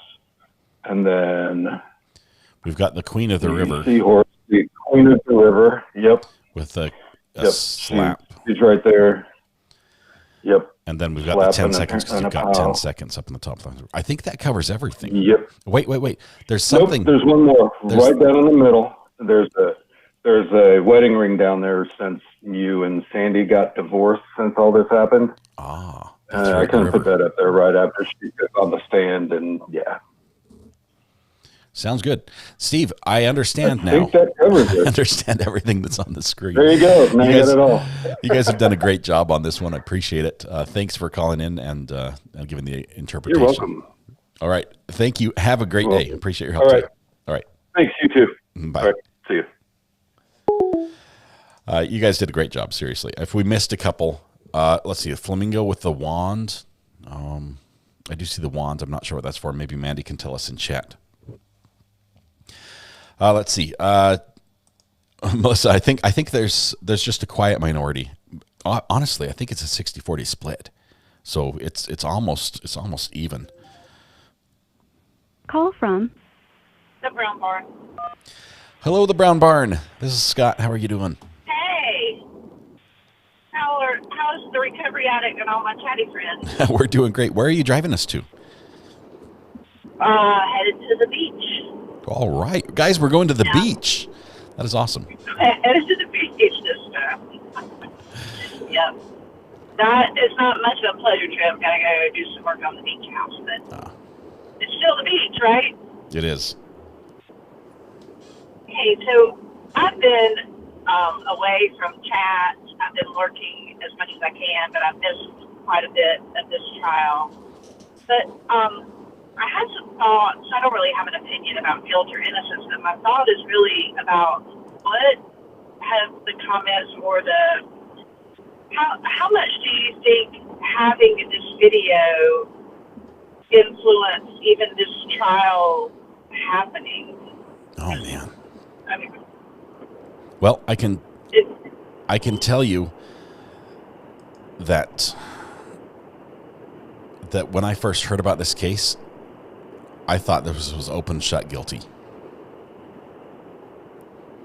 And I don't know if anyone could have convinced me otherwise without seeing it on the video. I agree. And I think I heard you say, or maybe someone that called in and had commented, there are parts of this video, and I haven't even seen the video throughout, but there are parts of it where you absolutely think that he's parts of it where you absolutely think he was maybe feeling that he had been attacked. And that, but I've also heard you say no one was right. There were no heroes in this video. Yeah. But it just seems that the video plays such a big part of just even going to trial. I feel like if it had happened, if the same circumstances had occurred with no video of it, I don't know. I don't know how that would have left. Yeah. I think video has become a huge part in trials, almost to the point where if we have a trial without video, we're like, how are we supposed to decide, right? How are we supposed to know who was right and who was wrong if we can't see the video of it happening? Yeah, it even takes me back to like the Maya trial and, just how they used video evidence in there, just in some of the home videos. And then, of course, Viada's voice and I think at least generationally, it is an automatic thing to pull out a phone and begin videoing before, and I've seen it even before you act in a positive manner to help, ameliorate something that might be happening. The video comes out to record it for whatever purpose, social media or just to have, or it's almost that there's more observation happening than there is positive actions towards helping something not go south. Yeah. Yeah, I don't know. I can't imagine this sort of trial without a video, but just it's crazy. I also couldn't imagine the video with what was in the video. When I heard there was a video, it really just, I thought it was going to be, some like a security camera footage, but it put us right in the middle of everything that's happening, and it's wild. Yeah, it's crazy. I was listening as I was driving earlier when the jury came back in to, and they wanted to listen to the video. That's, I think, probably the first time I've heard it, and it's throughout the voices, just how they go from taunting and screaming and kind of attacking into the horror and the terror of what transpired. That's really hard to listen to. I can't imagine what it looks like. Yeah, I agree. Crazy. Well, I miss you all. I hope to be back in chat more consistently soon, but thanks for all you're doing. Well, thank you, Brown Barn. I do expect that one day you do take us all to the beach once you get the beach house all done. We'll do a big meet and greet there. We'd like to pile in. It's a small cottage, but I think we can fit everybody. No, I'm sure. Just you and me and a couple thousand friends. I think it would be a great little meet and greet. So, hope you get a little time on the sand here after your work's done. So, thanks for calling in, though. I appreciate it. We'll see you. Bye. Bye. Okay, I put the seconds on the screen because it did go from counting up quickly to counting up slowly, but you can see the timer still going here. Party at Brown Barnes Place. You woot woot. I call top bunk, says Debbie. Everyone's in Brown Barn, so hurry and get those renovations done because we're on our way. We are also on our way to hitting the 3-hour mark on deliberations for those of us that chose. And I think, I didn't tell you what the count was at the end of the verdict. The poll on the verdict as far as how long they were going to take. Mrs. R.A. came in. Her eyes are dilated. She's slurring her words. No, wait. She says she has a story to tell. Do you guys want a story from Mrs. R.A.? It might not be relevant, but here we go. Wear some headphones so you can hear. Okay, guys, this is a very, very angry world that we live in. And I just ran into a very angry person in this very angry world. What is this music? Am I hearing music in the background? No, that's just in my head. Okay, awesome. Okay. Okay, so I'm driving away. I just got the groceries. And I'm driving away, and it's a weird intersection. In order to get away from this store, you have to flip a U-turn. So this car next to me flips a U-turn and doesn't do it very fast, gets in the pathway of another car that's coming on really fast. It was her mistake. She shouldn't have done it. She wasn't being wise. Wait, I'm not done ranting. So, okay, do you need to talk to them? Okay, so while I'm sitting here in this lane, the car that's coming behind her is just zipping up. He swerves out of the way, doesn't hit her. It was an accident. It was okay. She made a mistake. That was bad. Okay, everybody lived. It's fine. And then the rage happened. We pulled up to the stoplight and this guy rolls down his window. He hangs out his window and he starts screaming. And I'm thinking, this whole time I'm thinking the guy in the offending car must have been a guy because his rage is just like out of control. He's like hanging out of his window, just screaming, F you. I mean, I'm not even joking. It was, gosh, I wonder what he's saying with all of his voice and all of his eyes. And he was just so angry. And my little daughter is sitting with me and she's like, why is he so mad at us? I was like, oh, he's not mad at us. He's mad at the person in the car next to us. Well, I was like, you're an idiot. I mean, that's basically what I was thinking. I was like, you dumb. And that was, I didn't think anything more of it until I turned and I looked at the offending car, and it is this sweet little old woman. And she's sitting here completely not engaging with this raging monster of an animal man. And I was like, what the heck are you doing?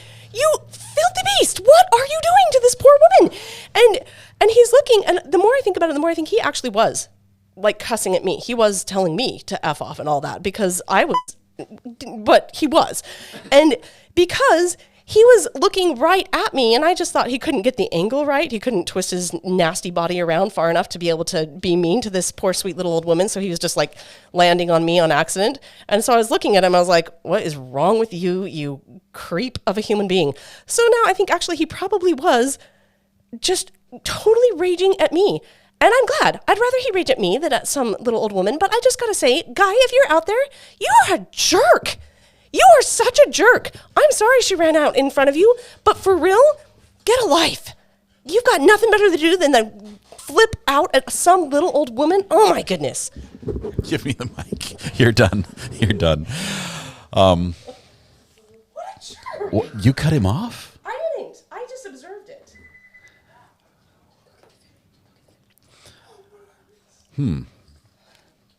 What are you... Chat, should we do a poll? Should we do a poll? So do you want me to drive tomorrow? Is that what you're saying? I will say this. I've lived a lot of different places, and if there's always the joke of we have the worst drivers in the world here. I think I might be at the home of the rage drivers? Not just, it's not the rage drivers. It's that nobody uses a turn signal for anything, period, ever. And if you use a turn signal, they're like, why would you be so rude as to make me look, consider what you want to do on the road and waste my time doing that? And they like get offended if you use a turn signal. It's literally, it's bad. It's really, really bad. But I think we need cameras in your car. Dude. We could just live stream you going to the grocery store every week, and then just, we could use it both for the court case and then for this. The point is, I wasn't even mad at this guy. I mean, he's sitting there like swearing at me and flipping me off and angry at me and at everybody around, and I was just like, your stupid is hanging out all over the place. And I didn't even get mad at him until I looked over and I saw it. I saw what the woman that he was going after, and how at peace she was, and how much she was just not engaging with this beast. And I thought, you know what? You take your little Mazda Miata, whatever it is, go wrap it around a pole. Oh my gosh. No, don't do that. But for real, the way he was driving, he might. Oh! And this is how we become demonetized, folks. I'm glad you make it back safely. Thank you. I love you. Yeah. So thanks for sharing. Grab some chocolate. Hey, no, it's fine. She's not done. She's like, and I had a hot flash. Oh, wow. All right. You guys, let's talk about court. Phone calls, anybody? Back away slowly. No, the experiment's working. The experiment works? It hasn't even lost a dog. That's awesome. You can play forever. My son is figuring out how to run computers off batteries so he can bring them with him in his car. So, all right. Love my wife. She's amazing. We need to buy Scott a regret button. I don't know what a regret button is. Is it like a that was easy button? But I instantly regret my decisions. The rage behind the wheel is real, unbelievable. It sounds like the poor little lady that was in front of this gentleman. I use the terms loosely. It sounds like she had no clue what was going on. Amber, how are you doing? Oh, hang on. I don't know why this is doing this, but I'm going to fix it. Are you there now?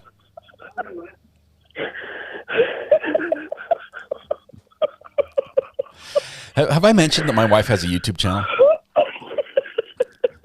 I have tried and tried to get Mrs. R.A., who is Homeschool Ground Zero on her channel, to just live stream and just talk to people instead of making a prepared video. She is amazing. She is articulate. She is smart. She is funny. She is absolutely incredible. And she has a YouTube channel, but she hides all that on her YouTube channel. And she just hides it into just delivering information. So yeah. I love how the chat just knows. The chat was like, give her the mic, give her the mic. You knew what was going to happen. Oh my gosh, is she okay? Is this Def come by? I need to. I think she's all right. I think she's all right. But man, I feel like I need to airdrop her some really exceptional chocolate. It just sounded like that was just, she needed a chocolate piece of candy in one hand as she was talking about that and taking a bite every time she got upset. Yeah. I was going to ask her to come in and talk about the case. I think today's probably not the best day for that. We're probably not going to let her come and talk about this because she has strong feelings on this one too. But maybe we have to pass on that. Maybe I'll just talk to her about it and I can just listen to the ranting. I'm going to stay in here until she calls me and tells me it's safe to come out. I don't care. If I don't get dinner, that's fine. I'm all right. I'm good. I ate yesterday. You know, who needs food on a regular basis? But it's all good. She's amazing. I love her with all my heart. So She is. She is absolutely amazing. And yes, Homeschool Ground Zero is the channel for Mrs. R.A., and we will link it in the chat in just a second if Samantha hasn't beat me to it. yeah, awesome. Thank you. All right. Thank you very much, Amber. Well, we got some more calls coming in. We'll see you. Bye. Bye. All right. I will try to take a couple calls. We'll try to get back on topic. We're on Verdict Watch. We just passed the 3-hour mark on the Verdict Watch, which means those of us who said 4 hours only have 55 minutes roughly left to expect a verdict if we think they're going to reach one quickly.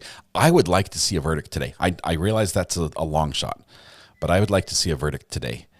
I think it's possible. Because the jury, well, we know the jury because they wanted to watch that first part. I think they're. Why am I hearing? Oh, I'm hearing sound effects. That's why. Okay. I think they're still on is this self-defense or not? So I think they're still on question number 1. But come give her the mic for 10 minutes. Kathy's YouTube channel is Gossip, Rumor, and Innuendo. We'll have to figure out a link for that, Kathy. Let me see if I can build one for you so that we can tag you in it. Kathy does great. She doesn't always talk about what happens here. There are amazing content creators across all of LawTube and LawTube adjacent, such as ourselves, that Kathy watches, and she'll pull parts from live streams from court cases all over the place. And it's really good, and it's funny. There's no better way to kick off your morning than a slightly irreverent hot take from Kathy on what happened in court the other day. Then you have to leave. That's the only way the verdict ever comes. I left for lunch and nothing happened. I even took the full hour. I will make a command for Kathy. We'll get that going. Redman says, "Sorry, made me pee my pants." It has to be the heifer command. Kathy, is that Kathy's right there. Thank you, Amber, for posting that. I'm going to make this myself. Well, let's see if I can highlight it first. Highlighting is hard, guys. Okay, copy. There we go. We've saved it. We've saved it for later. I'll see if I can make one. Rittenhouse was 4 days, same state, also self-defense case. Melissa just subscribed to Kathy. She's amazing. She's funny, really funny, and she'll probably tip you off to a case or a YouTube creator that you haven't seen before, and you'll be better for it.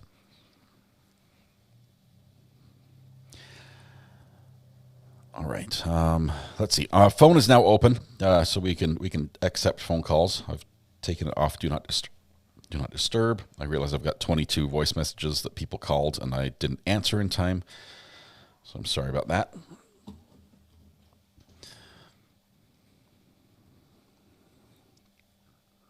I'm just not confident that I can pull this one off and to have it be a complimentary. Heifer, to me, that sounds like an insult, because a heifer is like a cow, right? And I know in England, at least, calling someone, especially a woman, a cow would not be complimentary in any way. Call from AWOL. AWOL, my friend. It's been a while since we've talked. How are you doing? Yes, sir. Doing pretty good. How you doing? Doing great. Are you team minority on this one, or are you with me on the self-defense side? I will say that I watched this trial because you weren't covering it due to the content, I believe, and we were on to Arizona. So I watched it on another channel, but as soon as you covered it, I went to you. I'm Team RA, so I got your back. But when the jury, where the jury comes in, though, what do you think? This is what I think. At first, I went not guilty because I like to pick a side. Even though I'm open, I'm not married to my ideas. I like to pick a side just to see. So I went not guilty. Then as the trial went on, I went, ooh, that doesn't look good for him. So I switched to guilty. Then as the trial went on, I picked not guilty while still being open. When the state started their closing, I was at not guilty, but he almost made me go guilty. Wow. The closing.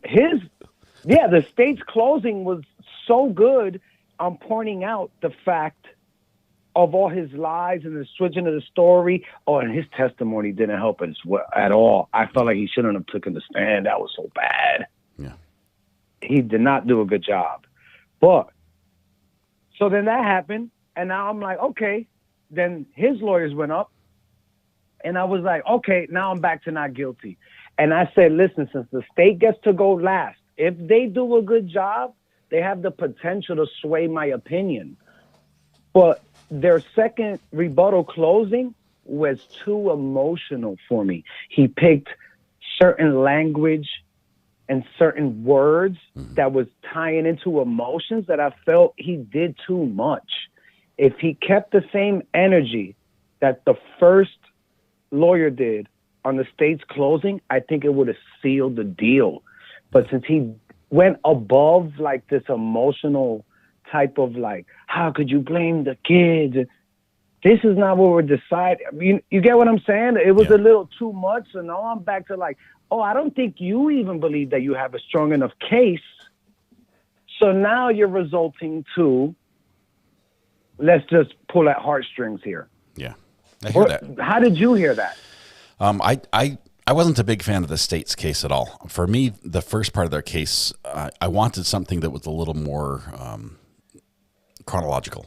I wanted something that they could lead me step through the logical steps of finding him guilty, and instead we jumped around and teleported back and forth, and I think he hit the high points, but I think it also, when you do that, you have to reorient your audience every time you jump to something else, and that reorienting time was time that he could have spent, guiding them through a decision, or at least to a decision. So I think he could have done better. I mean, it wasn't bad.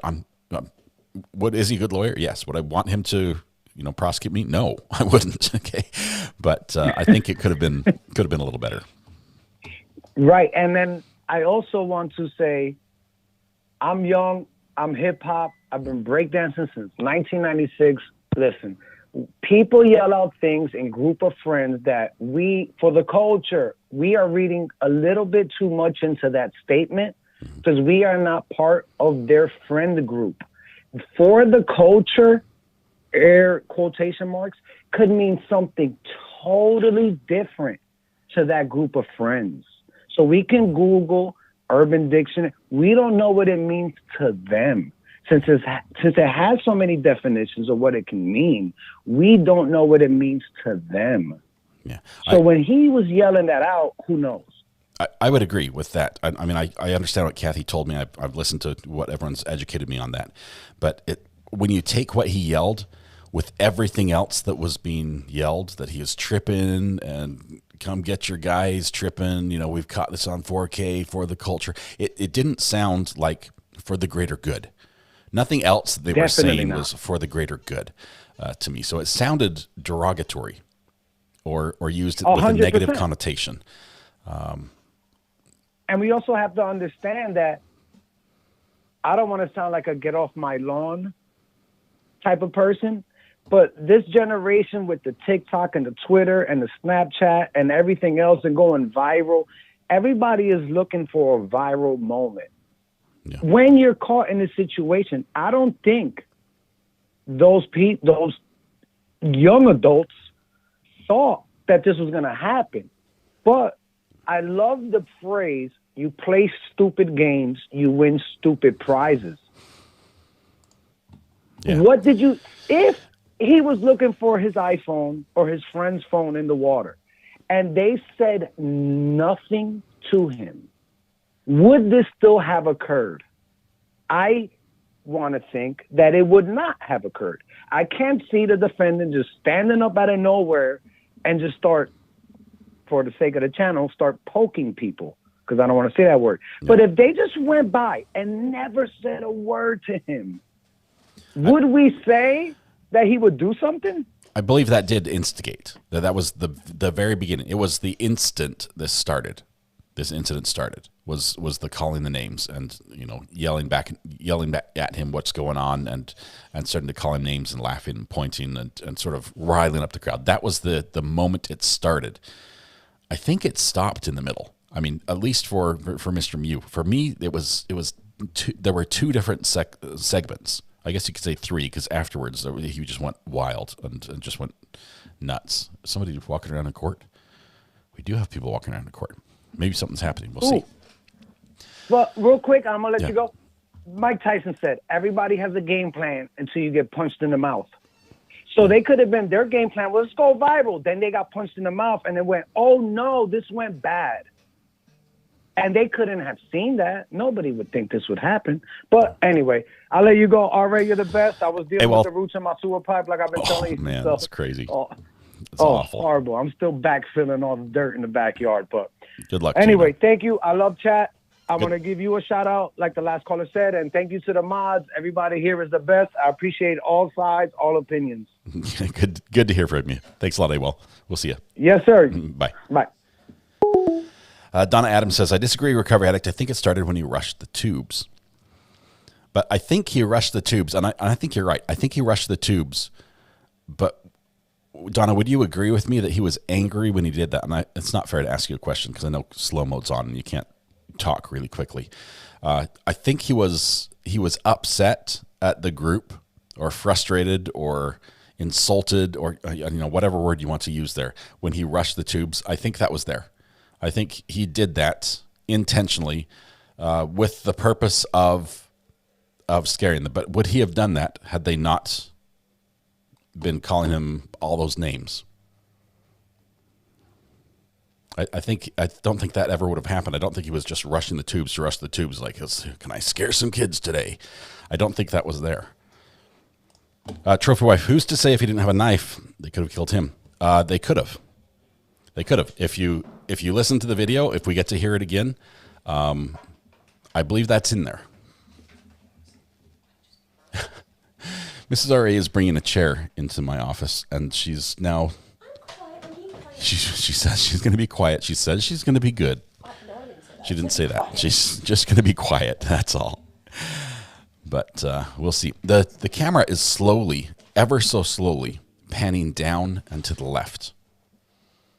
The camera's falling asleep. Like one pixel at a time. And if this deliberation takes, I don't know, 8 hours, we're just going to be looking straight at the judge. All right. All right. You know what? If you can have one of the kids bring my cables down, I'll plug in the other mic so you can have a mic. I don't think that's wise. I think that's wise. I think people want to talk to you. Yes, I think maybe I shouldn't have a mic right now. Why? I think maybe I should calm down. Let's see. What is wrong with my live stream?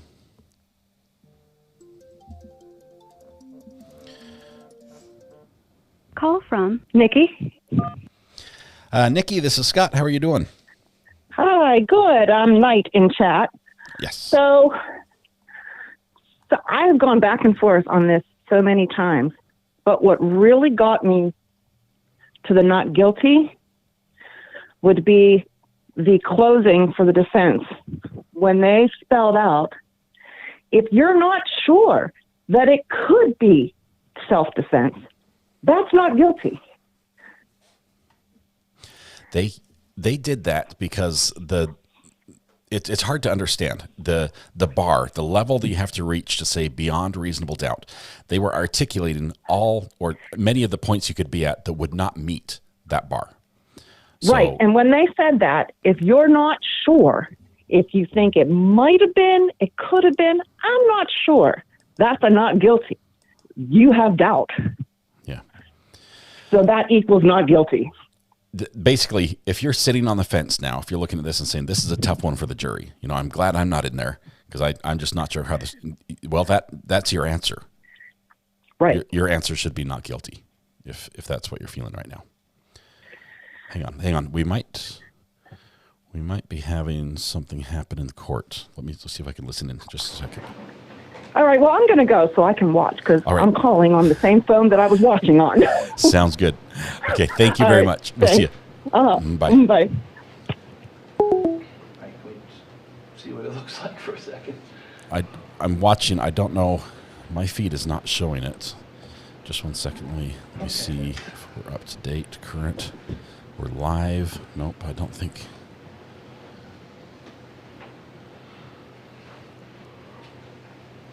I know Fox 9, if I show you that one. Fox 9 currently is showing, not that, they're showing this. Oh, that's testimony from Tuesday. Okay. I don't know. Just maybe I need to take a break. I was worried. I was seeing some motion. It looked like somebody was in the courtroom acting, doing something, but they weren't. So, all right. Since Mrs. R.A. won't go get the cable. What do you want? I just need a XLR cable. It's up in the audio room on top of the bin in the cable carrier. It's really long. The one that has the different. I need a 5-foot XLR. Do you want to get one? For me or for you? So you can have this mic and I'll take the other one. I'll just steal your mic. I know you'll steal it, but I want to talk when you talk too. Okay, I told her to leave. Just kidding. She's going to try to get a cable for this other mic, which I have not put back in. I mean, it's ready. Oh, it's actually going to fall off. I need to adjust it here. Okay, we have both mics. This will be hers.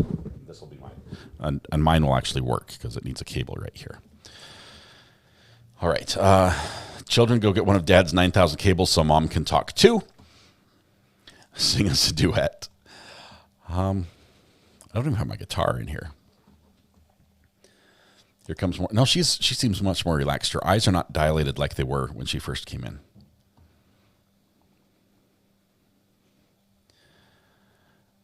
Let's see, did he think they had their phone? Jeremy, we heard that a little bit. That's a great question.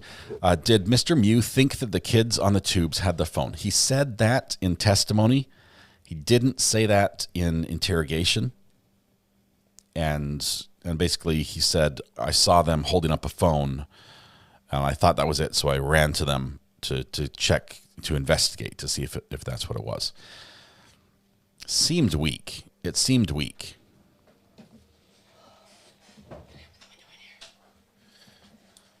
None of these are the right ones. Are you joking? Look what she brought me. Those are mic cables. We have a female XLR to 1/8 inch. We have left and right XLR to 1/4 inch. Another female XLR to. It needs to have XLR on both sides. One male, one female.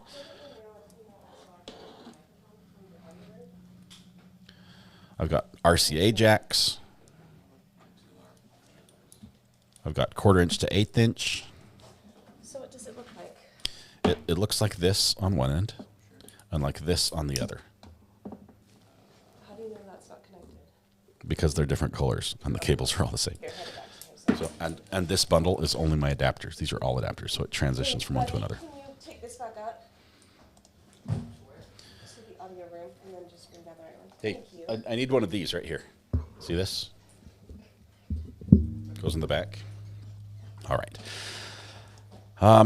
Recovery Addict, is there any chance you could give a recap? I've not been following due to work. I have a 1 hour, 30-minute ride home, please. Sean, the recap where we are right now is just that we're in verdict watch. That's the recap as far as that goes. The jury has heard the closing arguments from both the state and the defense. The arguments were on the state side. They focused on a little bit on the lying. They focused on their interpretation of the video. They ignored. I'll say that they ignored all the inconvenient testimony from their own witnesses, which conflicted with their own narrative a little bit. They pointed out the lies that Mr. Mew offered and talked a lot about that basically the behavior after the fact could show his intent during the fact. Let's see. Hey, these will work. Thank you. I actually picked those up first and thought, those can't be it. Hold tight. Dad, do you have an extra mouse? I was in and out, and mostly out this morning, so I can't give a very good summary of what happened. But I did hear more of the defense's closing than I heard of the, I want to say offense, that's not right, prosecutors closing. And so I heard through chat and through Scott that the prosecutor didn't do a very good job. I heard the defense, and I thought they did a really good job. But I also have already gotten to the point where I feel like it was self-defense. So I have this bias at the point where I'm like, yay, my team's winning. So I don't know, actually, in an unbiased world, who did better, because A, I only heard one of them, and B, I want one of them to win. So, but I did think that the defense did a really good job of explaining what was wrong, of showing the video in such a way that showed the speed, and it also showed the emotion that was going on, the intensity of what was happening in that moment. For me, that was such an important aspect of this whole thing, is understanding how very fast it happened. I can talk now. You know what is so funny, guys, is that we barely talk. After the show ends, we never speak to each other. This True. is the This most we is talk. fact. Some of you might be wondering what she looks like. No, they're not. If there weren't as much organized clutter, you're going to show your feet. It's not because this kind I look of channel. terrible. Scott! She tried to show her feet on the channel. That's because my feet are... Okay, nope, moving on. Okay, there we go. All right, I can't see chat with this one. I have to sort of look through it. That's why I use the other one. All right. You want to change chairs? Move your face. All right, move your face. All right, that's OnlyFans. It's a money-making venture. I know, I'm it's telling not you, what we side do hustle. Here's my foot. She has her own channel. Did I mention this? Okay, nope. Let's move along. It is not that kind of a channel. Let's move along. So I thought defense did a really good closing. Scott, how did prosecution do? You heard that one. I like the prosecution very well. I think he has points because he was articulate to a greater degree than prosecution. Defense. We're talking about defense, right? Prosecution. Oh, prosecution. Never mind. I did not like prosecution. I like defense. Oh, okay. Prosecution, I think, jumped around too much. He was sort of all over the place. I'm sorry, my mic is not as hot as it should be. 1 second. Hold tight. Scott has a cold mic. Well, you're at 35 and I'm at 32. So what There we he's go. saying is Now I'm at 35 as louder well. than he is. Just need to adjust the gain. I feel like I have to yell to be heard. Yeah, actually, can you turn down the whole volume because I'm deaf. I'm getting deaf. This is definitely on yours. Yes, Is that better? Oh no. Check 1 2. Test 1 2. Yeah, that's better. Thank you. All right. I don't think that's right. Nope. I need this one down. Yeah, it didn't actually change anything, but I just felt bad telling you that. Sorry. I'm trying to be a supportive spouse here. Okay, is that better? Yes, that's better. Good job. I was turning down the wrong knob. I thought you were in output 2, and I turned down the other one. Okay. All right. Mrs. R.A. says defense like football. Defense. You need to hold the sign, the big D in the fence. But, yeah. We should not laugh about this. This is a serious thing. It is, but I was thinking about that during lunch break because I thought, if history proves true, and as soon as I'm on break, the jury comes back with a verdict, I'm going to come back in. We're going to rush to live, like we did, but for different reasons. Rush to live, and I'm going to hit the verdict music, and I thought, how appropriate is that on the verdict music? Because it's for those that don't know, the verdict music is a hype you up type thing. I'm like, should I not be doing that? I'm like, I've wondered about that before. I'm not celebrating guilt or innocence. I'm celebrating justice and the process of justice, and that it's taken place, and that here, we've got people that fought and died so we can have this system, right? That's worth celebrating. We're not on the same page on this. Mrs. R.A. wants the music, so no, just kidding. I tell you what, I have a really hard time with that particular song because, first off, I love that song, but we used that music as the intro and the outro on the first podcast that we did when we first got this stuff, and it was just you and I, and it was an absolute train wreck. And so every time I do that, every time I hear it, oh, I can't see it. Hang on. Mrs. R.A. was so on point on. Oh, my eyes are bad. What did that say? Why Mew lied. Oh, yeah, I don't. Okay, hang on. Let me finish that last thought.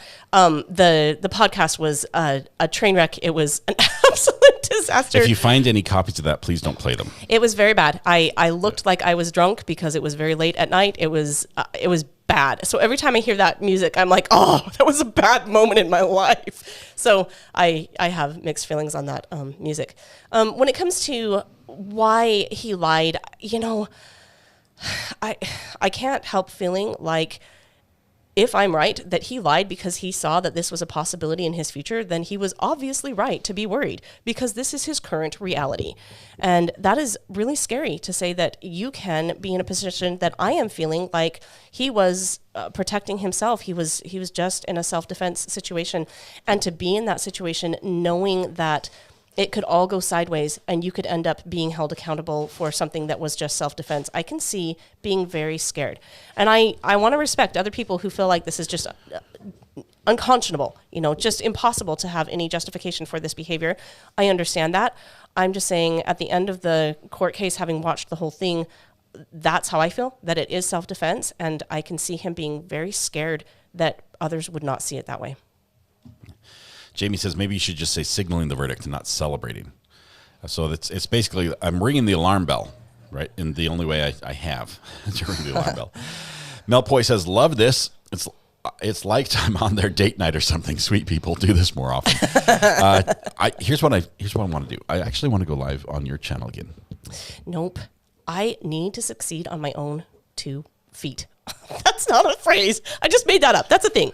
Now it's a thing. Because I want to be able to say what I want on your channel and have you feel nervous and you'd be like, no, we don't do that here. I want to be like, hey, this isn't my channel. Okay? Scott's gonna be like, demonetized. No, that channel doesn't make any money. That's a thing. We're gonna try to do that. Okay, so I'm seeing a lot of things going through. Disassociation happens. Yes, it does. I think that is real. I think that a lot of what he described. Okay, so here's my take on it. Here's what I think happened. All of it happened. He charged the youth. The youth antagonized him. He was traumatized. He killed. It was self-defense. He felt scared. He threw it away. He lied. He did disassociate a little bit. I don't know that disassociation is the proper word, but I think that in my mind, it feels like a whiteout when, if you've ever been in a room where the light just gets so bright, all of a sudden, like you can't see anything. All you can absorb is that it's just so bright. I've been at a concert where that happened. It was like. Did you? I don't. It was, never mind. Okay. This is probably a joke and I missed it. But my point is that is a visual description of how it feels for me emotionally when something big like this happens, that it's just so overwhelming that I cannot process the information anymore. And when he described that, where he's like, it was all a fuzz and I couldn't understand it and I can't tell you what was going on. Yeah, that seems very understandable to me. I don't know if that is technically disassociation or if it's just dealing with a hugely traumatic experience and your body processing it by shutting things down. I don't know, but that all seems realistic to me. I think it all happened. Yep, you're all right. And a lot of you are wrong. I mean, not you guys, maybe some of you in chat, but I'm just saying. Just 40% of you, not everybody. No, I mean, when we're specifically talking about the people who were bearing testimony, I think everybody was telling truth there and everybody was lying. It's all there. Yeah, I think I got the feel on the youth that were testifying. I think they got together.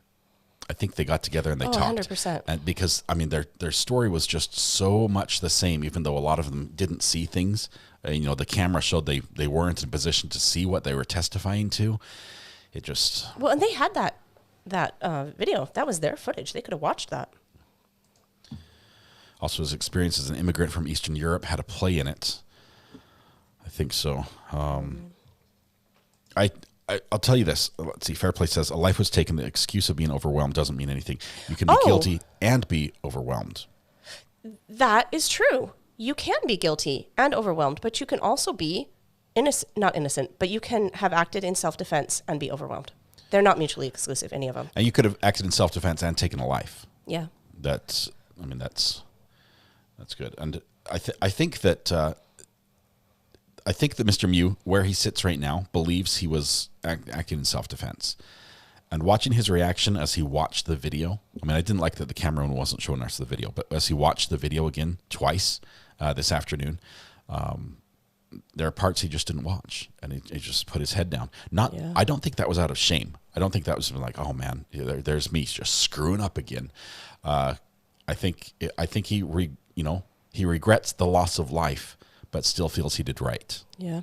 So the question there, so if it was, that went off the screen. Something about if it was my child, how would I feel about it still? This is the honest truth. I don't know. If I've had enough difficult experiences in my life and my response to them has been surprising to me. So I don't know. I'm not going to pretend like I know what I would do in that particular situation. I don't have any problem telling my kids to stop being little peons when they're treating people badly. Oh, no, I need to turn that one off. I need the live captions on this. Oh, not available. Never mind. Sorry. Okay. I also recognize that there are a lot of you in here who disagree with me, and I appreciate that. I think that is really great that there are so many people who have differing opinions. From me, from each other, from everything. And I got to say, when Scott first told me about this this case in general, I thought I was hardcore guilty. I was like, there is nothing you can say to me that would justify somebody being in a public place with a weapon, going around slashing at people. This is not... what the heck do you guys think you're doing? Like, I really, really could not imagine there being any defense that would even mitigate it. And then I watched that video and I thought, oh, you know what? There is, it never occurred to me that it could have been self-defense. I could not envision a situation where he would feel threatened, but watching that video, I'm like, oh yeah, that was threatening. I was wondering if anyone wants to debate Mrs. Ori on the phone. No, call in. I don't like debating. It's too contentious. And as you guys can see, I have no contention in my life. Zero. She doesn't even have an opinion. Yes, I'm not opinionated. I'm not outspoken. Super gentle. The stream on the other channel is frozen. Let me check and see what happens. That was on. That's camera 7. Yes. Okay. So that's why we don't put victims and their families on juries. So this is not connected here, and this may actually really offend a lot of people, but it's something that I have thought about quite a bit because of what Scott does for a living. I feel like every single court case that takes place in a community that has been affected, like a school shooting, needs to have a change of venue, because every single person in that community is a victim to one degree or another. And I'm not sure if that's what you're saying with your comment there, but that is what I have felt. I'm like, there's nothing wrong with being a victim. I mean, it sucks. I'm not advising it for anybody, but I'm saying you didn't do anything wrong by being victimized in this situation. But because you are a victim, you should really not be on the jury. You should just really not have to make that decision right now. You should be working on healing. That's what needs to happen. And so that's why we have change of venues. Changes of venue. Scott is playing with his microphone. It's loose. I'm trying to fix it. Oh, are we not even on screen? What are they watching? No, we're watching. That's the Daybell trial. Oh, man. Are you going to follow that? Fixing it. Do you know? From a distance.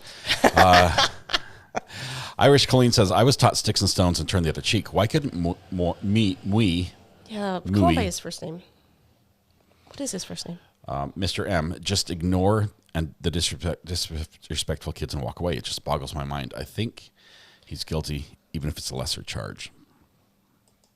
So I have a take on that, but I've been talking a lot. What do you think about that?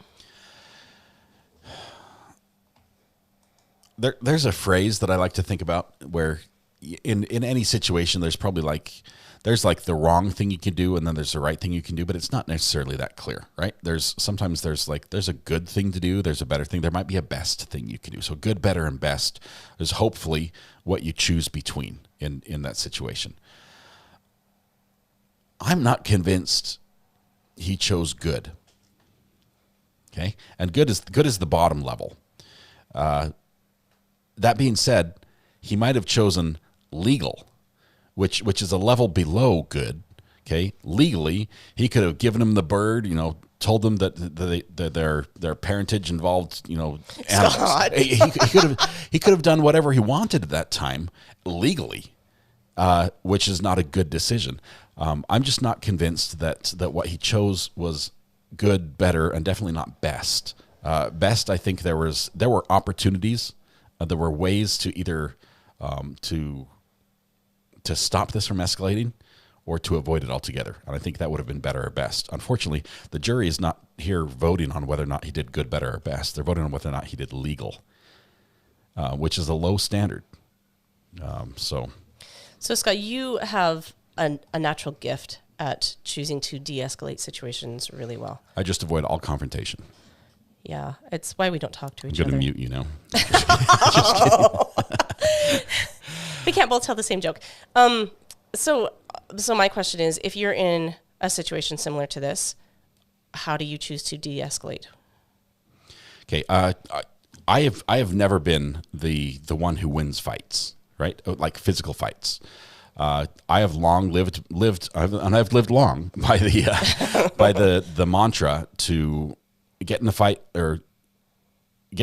and run away, live to run another day. That is to fight another day, not run. No, live to run another day.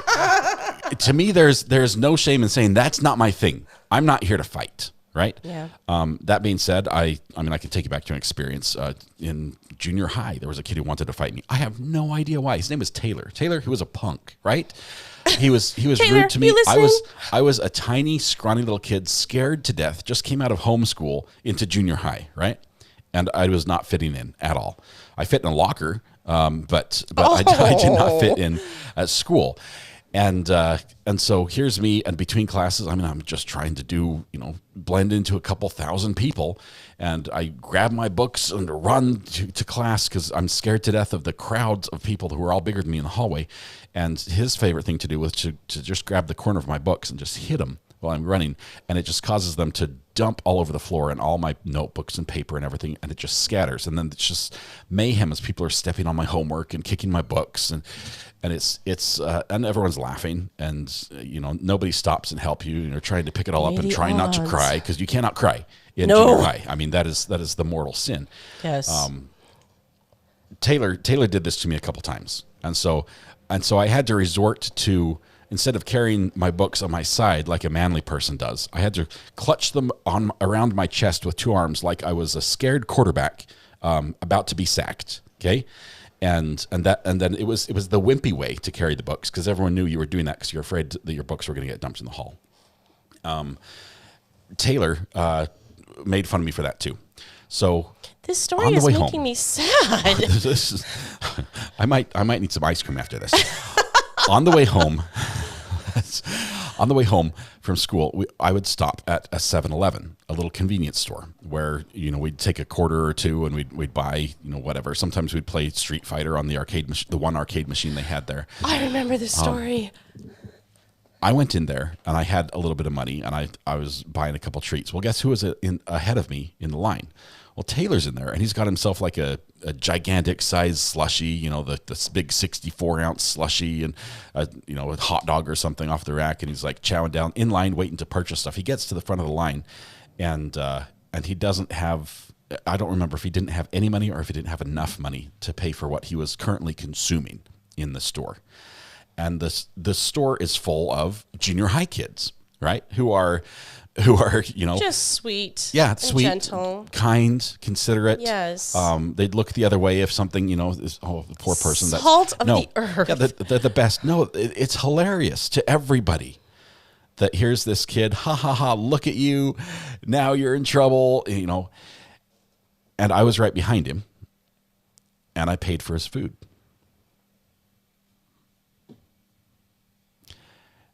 Because I didn't want, I knew what it would feel like if I was in that position, and I would hate it.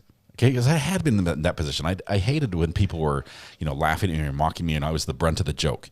But here I was. He was in that. I had every right to stand at the front and laugh. Serves you right. That's what you get for dumping my books in the hall. I could have done all that, and I had that right. That would have been what I would call the legal response, right? And the good response, I could have turned my head and looked away. And walked away. A better would be like, man, sorry, But I think the best thing is what I did, and I paid for his food, which solved the problem for him. And as I was leaving, he came up to me and he said, "Scott, I'm sorry I dumped your books." And that's the last time we talked ever. Honestly, I don't know where he is. I don't think he ever went to my high school. But I'm telling you this, and I'm crying when I'm doing it. I'm sorry. But I'm telling you this because there are situations where, we could take it, we could turn it up to 11 in a heartbeat. Okay. I could be like, jump around, point, if I had a camera, take pictures, look at this, here's the bully getting caught. Now this store person's going to rip him a new one for eating food and stealing. He might have to call the cops. That's what everyone would sort of jumps to. And that's what these people did on the river. They sort of jumped to. So I gotta say, legitimately, you just muted me. I was trying to mute me so I could sniff without the microphone on. This is why I mean, it's not why, but this is one of the reasons that I married Scott. This is why I love you. Because I got my books dumped. No, she felt bad for me. Yeah, that's it, Scott. It was a sympathy vote. No, I mean, I would not have thought to do that. And that you can see the path forward where you can actually say, there is a way that we can handle this situation and be so much better than anybody has considered before that. That is such a hopeful, that's awesome. We have a little saying we say at the end of the day on the live streams, which I hope that it sort of wears off on me and maybe means something to other people as well. And that's, tonight when you go home, hug the people you love, smile at someone, make their day a little bit better. It's not that I want everyone to be grinning at each other in society. Maniacally. I mean, yeah, that's a problem in and of itself. But honestly, when we interact with people we don't know, we can probably do it in a way that's a little better than we maybe even feel comfortable doing. Yeah. And this is, I feel bad. I'm clearly not the better half in this relationship. In that situation, I can't even think of what to do. I used to believe everything Recovery Addict said until he lied to us on April 1st. Dude, Ivan, do you know how many subscribers? What is that word? Subscribers Scott lost? We have not recovered yet. I am down for the month on subscribers because of my April Fool's joke. Yeah, you're clearly not funny on that day. I think we're still down like 60 subscribers. It's so bad. It's almost like my channel. It's so sad. Anyway, we still don't have a verdict back. We don't have any action from court. I don't know what time they're going to end today, but it's probably going to be in the next, I'd say, half an hour to 45 minutes. The court's going to wrap up for the day and tell the jury, look, good effort. Go home. Try again tomorrow. Right? They're doing some hard work. So, does this mean we're not going to DC tomorrow? I haven't heard back yet. I don't know. Bad juju. This is not what you want to hear. But Bad Juju says, my 17-year-old went to get her nails done for prom, and it's been 2 hours, and I'm staring at her location like a stalker. Too long. I went to, I don't know if it was prom or homecoming or whatever, and one of the girls who came there, she's just an adorable girl with gorgeous blonde hair, and she came and she had like a butch haircut. And I was like, what happened to your hair? Well, she had spent the day going to a hair place and getting her nails done and everything, and they left the chemicals in her hair too long. Oh, no. So for the very nice chemical formal haircut dance, is the worst kind. Oh, I'm not even sure they had to cut it. It was like, we'll just pull that bit off and that bit off. It was so bad. I have a button for that, if I can find it. It was a sad It's not as funny when I can't find the joke. It's supposed to say there's a lawsuit, but I think I deleted that one. How did I delete? There's a lawsuit. Oh, there it is. There, somebody got it for me. Oh, I found it. There's a lawsuit. Okay. Yeah. We didn't even think about suing. There were just like buckets of tears. It's prom and I look like this. I was like, oh, you really are always pretty, but yeah, you don't have any hair. That's unfortunate. All right.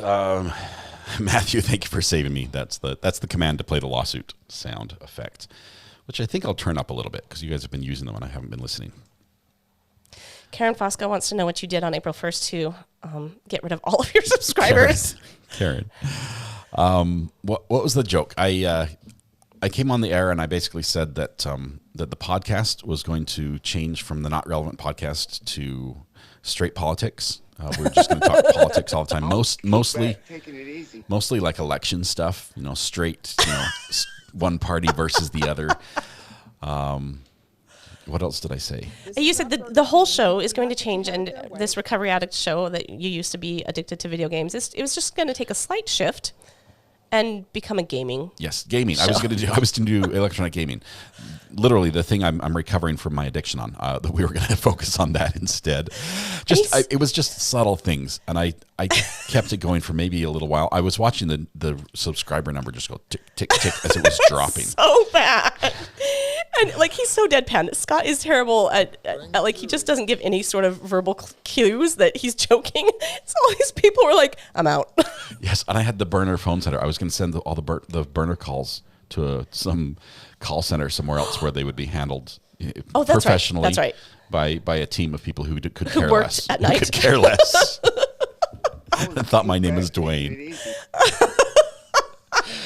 If you need that, if you want to watch, this is a great time to go back and watch that one. Thank you, Amber, for linking that one. There's a stream to the link. It's still up. I probably should pull it down. It's currently hurting the channel. The numbers keep going down.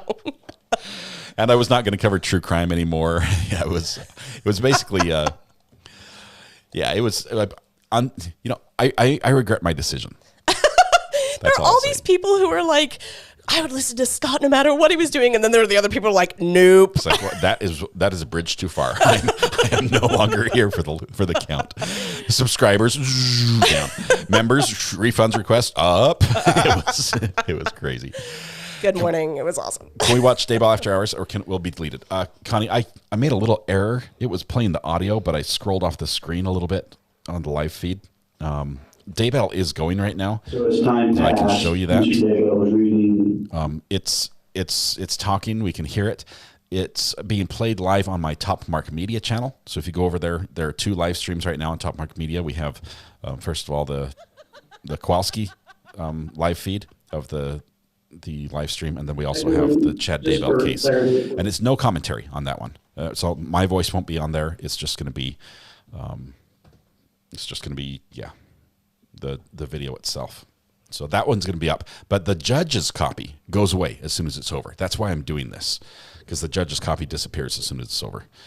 Lizzie's like, wait, I can get a refund? Nobody told me that was an option. Dr. Bullbutter said, I thought Recovery Addict had a stroke. Yes, Top Mark Media is my other channel. That's actually the company name I reach out to court with when we're doing media requests, because Recovery Addict just doesn't have the same ring to it. So I own a legitimate company called Top Mark Media, and it is a media company focused on doing top what we marks. do, on getting top marks in everything we do. Do they have a settlement meeting coming up talking about JHatch? Yes, they do. That's on the 15th. So tax day. Oh. Tax day. That's a JHatch zinger owes day. taxes and a couple $1 million. That's a little salt in the Just wound. between friends. Donna Adams says, I'm an old subscriber, and I stayed even without a courthouse by my name. Thank you, Donna. I appreciate that. Wonderful. Good to have you here. I'm not getting notifications at all from you, and I need to know when the verdict is in. It's just me. YouTube. I don't know. All I can say is that I would like to live stream and watch it live until it happens. I think it's going to be tomorrow, because it's 5:20 right now. Yeah.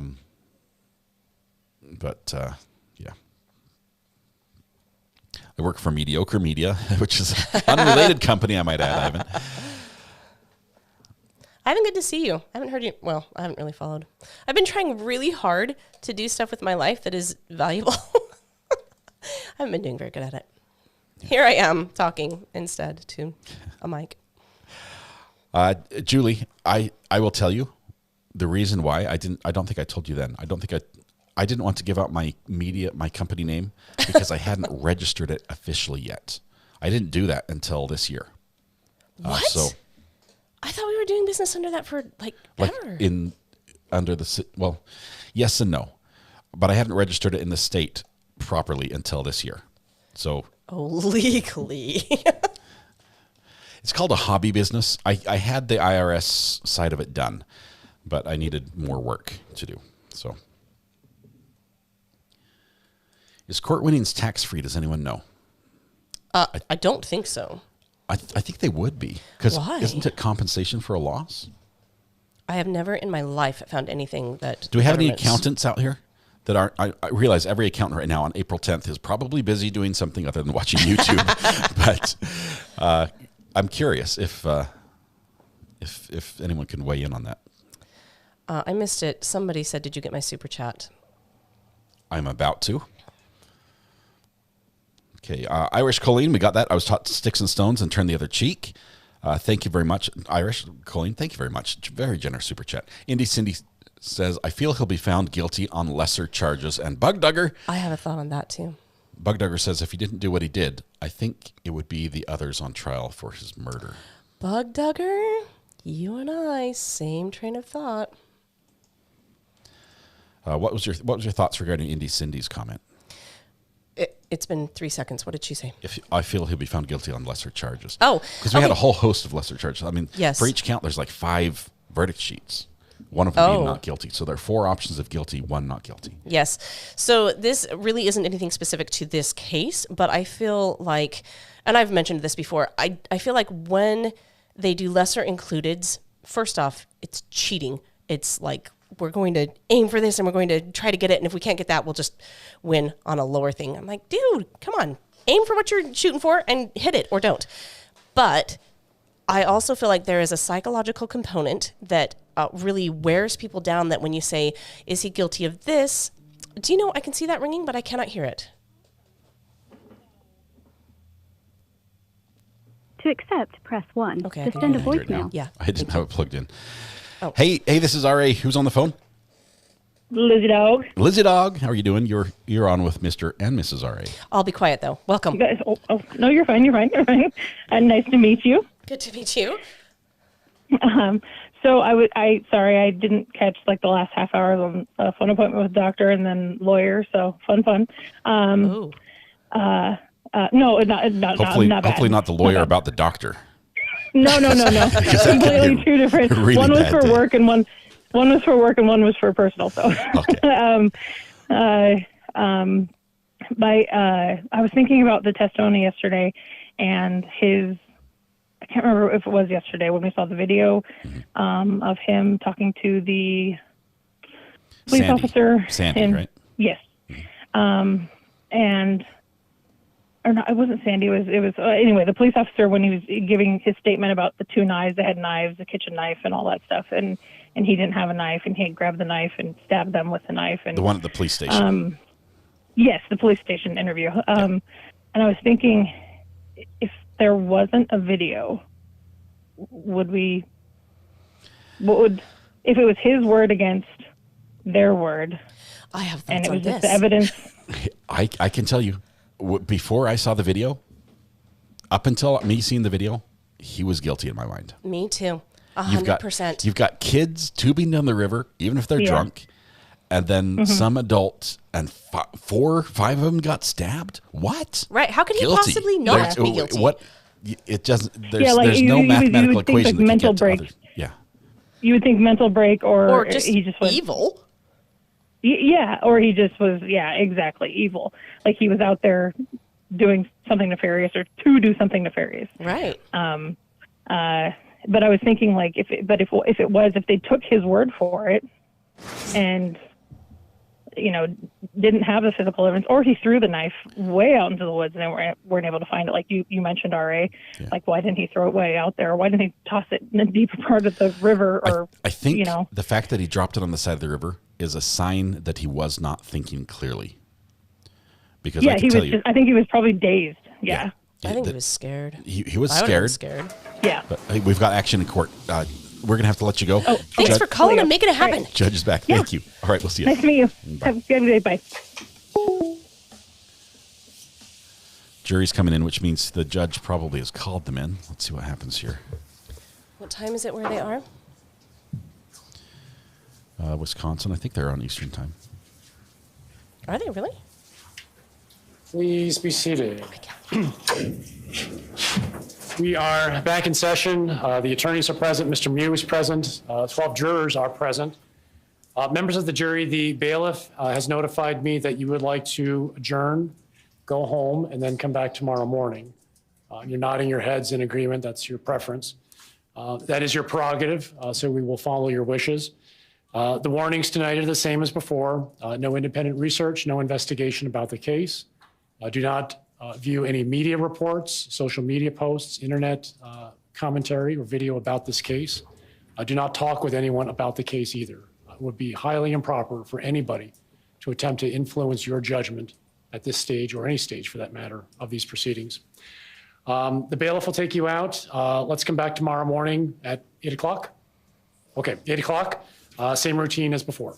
Please take the jury out. All rise for the jury. So I've stopped the timer at 3 hours, 59 minutes, and 44 seconds. Roughly 4 hours of deliberation they got in today, and they have notified the bailiff it's not going to be tonight. We want to go home.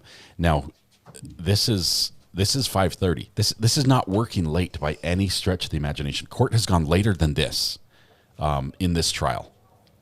So the jury's been there late. So this is interesting. This could mean a couple things. The jury might want to sleep on it. We're outside the presence of the jury. I do have another note. Well, they I are guess that's requesting to see the Cockfield video. Again, the exact wording is, can we see the Cockfield video tomorrow morning from 10 seconds before the confrontation with Maddie Cohen to 2:27 seconds, signed by the foreperson. Comments, Mr. Anderson? Whoa. No objection. All right, since there's no objection, we will plan for that. As soon as the jury arrives, we'll assemble in the courtroom. I'd like to have the video connected and ready to go, and then we'll follow the same procedure as we did earlier today. No comments, no commentary, no opportunities to persuade or influence the jury. They're simply coming in to view the video, and then they will return to the deliberation room. Do we agree that it would start then at 1:40? I don't know what the time would be. They're just asking for 10 seconds before the confrontation with Maddie Cohen. So I'll let the attorneys identify what point in the video that is, and then we'll display that to the jury. Beg your pardon? maybe you don't want us to talk about it right now, so I was Yeah. going to talk, but. Yeah, you guys can figure that out, where in the sequence it should start from. Anything else from the defense? No, Judge. All right. Have a good night, everyone. Approach? Yes. We'll see you tomorrow. Okay, so as they approach and turn on the static, they want to see from the video they want to see is the clear video, not the blurry video, but the clear video from 10 seconds before the confrontation with Maddie to a specific time, 2 minutes and 20 seconds. Let me see if I can find that video from. Do you have a drink over there? Sorry, You- that was you really got- loud. You got yourself a soda? This is probably why I was a little hopped up when I went out. I had already drunk half of it. Man, I wish I knew what soda tasted like. Yeah, that'd It's be been so long. amazing, you poor thing. Okay, let me see if we can find this feed really quickly. Just 1 second. Let's go here since court is over. I missed that because I didn't have audio the whole time. They were asking to see a video tomorrow. The notes, they told the bailiff, we want to go home. Please let us go. And so the bailiff passed the information on to the judge, and the judge says, all right, come back tomorrow morning. We're going to start in the morning. And they also sent another note saying, by the way, when we get here in the morning, we would like to watch the video again. That specific video. But they asked for a specific part of the video, not the whole thing. Yeah, let me see if I can find that video, and so we can play it. The 90-year-old is probably tired. Dude, this 40-year-old's tired.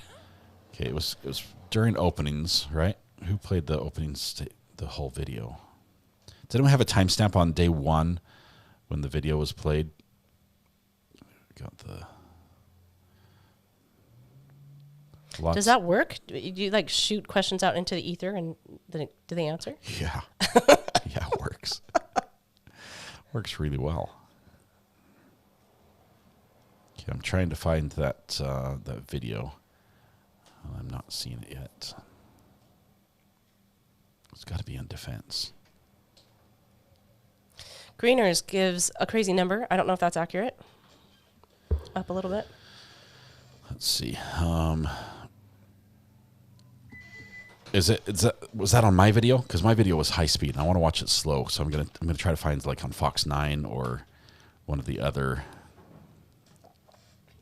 I'm a little curious how they knew which seconds to ask for. Okay, I think I've got it here. Well, nope, that's not it.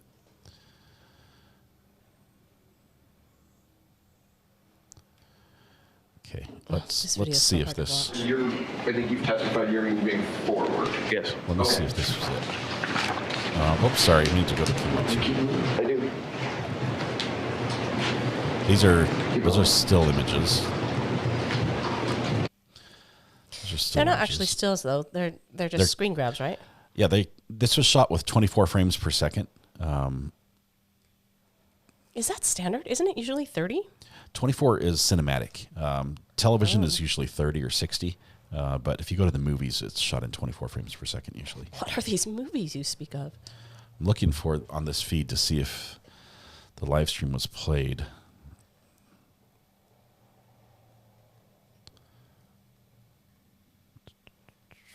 Lots and lots I have of so many shots. thoughts on this, but I shared my thoughts and last night with Scott, and he said, you cannot do that. You cannot share those thoughts online. Stop that. Truth. So I will simply rant at Truth. the people that I drive next to, and I will not share my thoughts I feel on bad this. for all the people she drives next to. Hey, I was just an observer of their insanity. Sorry, did I say that out loud? Sorry. Where's that mute button for you? It's over by me. I'm not finding it in day one. I'm not finding it. I realize, Greeners, you've got a comment at the 806-75-309. He might have said later what that belonged to.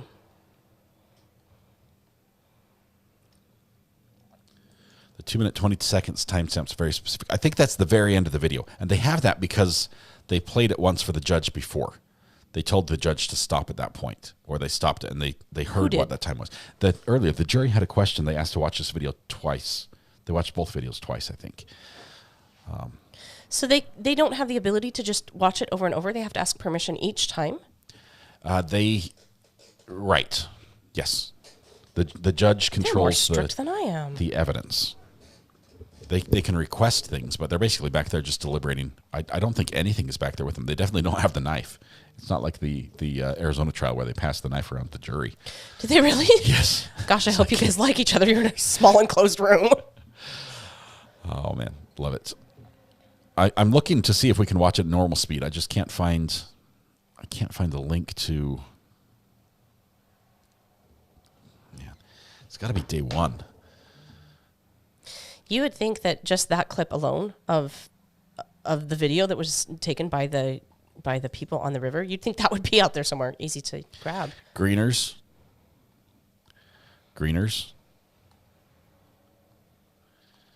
Did I just miss the joke? Was it an 8675309? Yeah. I'll have you know, Greeners, that I pulled up videos. I'm looking for which video is over 8 hours long that they played this on right at the very end of the day. Greeners! Okay, just so you know, Greeners, you're back on the bottom of the future mods list. Very, very bottom. Well, okay, above me. Oh, all right. All right, so they're going to start 8 Central tomorrow. I believe that's right. Okay, so this is something that I've been curious about. It seems to me that East Coast generally starts at 9 or sometimes even later, but the further west you go, the more likely they are to start at 8 o'clock. Did you guys notice that? Is that just a thing, or am I just feeling like that's a thing? I think it's because of the stock market. Oh, it could be. Yeah, the stock market opens at a certain time for everybody, but it's really just the people on the... Oh, here, we've got somebody here. To accept, press. Hey, this is R.A. and Mrs. R.A. How are you doing? Hello. Hey, y'all. You can do the y'all. That's awesome. Oh, well, I'm from Texas. That's what we do. Give me your name one more time. It's something unique, right? Courtney. Oh, I thought I heard Courtney. I thought I heard unique at the end. So, but Courtney, go ahead. No, Courtney Meek. Courtney Meek. Okay. I couldn't find it in the feed either when I was trying to show my husband the video because he hadn't seen it. Mm-hmm. So I just typed in my little YouTube search bar the Apple River stabbing video, and it popped right up with no commentary at regular speed. Well, you would think it would. I think, yeah, that should be out there. It seems like that would be everywhere. It should be. And Google's hard. I Let's see if I can couldn't find it on figure it out. anybody's feed. Let's see what we can do here. Let's see. Fox 9 has a copy. Let's see if we can play this. Just one second. Don't get a strike. Well, if we haven't got one yet, this is what it is. We still can. Okay, so pop up a warning here really quickly. We're going to check out Fox 9 and see if they have this bit of court evidence. Camera 3. Show me camera 3. Greeners doubling down. Fox 9, day 1, 2:56:45 says DNB. Okay, I've got it here from this channel here. Let me see if I can pull it up here. Oh, there's an ad. Oh. There's a nice ad. Oh, not that anybody needs this particular product. TurboTax, not a sponsor. We pay them. Actually, we did not pay them this year. And No, we paid more. yeah, but man, the service. Okay, here we go. Amazing. Can you guys see this? See if we can get some audio here. Is this where they started it? Or they asked, hang on, where did they ask to begin? 10 seconds before the Maddie approached.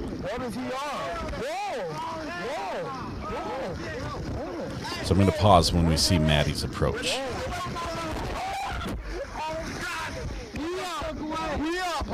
What are you talking about? I have that song in my head. I'm just singing 86754 in my head. Get away from us. Oh, that's better than Baby Shark. You're not wrong. He's on camera. Okay, so they don't want this part. Interesting. I don't think so. I think that's telling that they're not, this is not the bit they The want. jury's passed this approach. Yeah, because I asked to see that class today. Oh, they did? They've already asked to see this part? Yeah. I'm sorry, I'm the least informed person on this. courtroom. Yes. For the culture. I have a story to tell too when we're done watching the video. So this is this Maddie right here? Yes, that's Maddie. Maddie's in the black bathing suit. Okay, so The black one piece.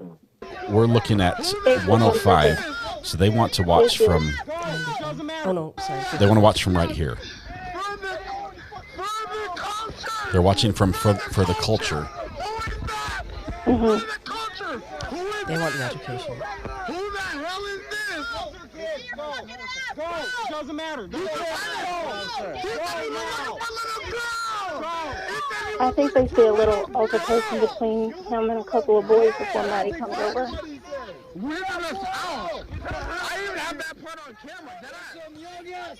They want to watch to 227. I thought it was just 220. Ayden. To right. They want to watch to right here. That's it. I think they're trying to see if he's running away. Sorry. Like they said he did. So they're watching from Maddie to the end of the altercation. She gets Well, that's the part that you need to watch to make any decision. I had a pinned comment, so I covered it up. Let me do this. Let me send you a link to it because obviously there's more to this video than we're showing.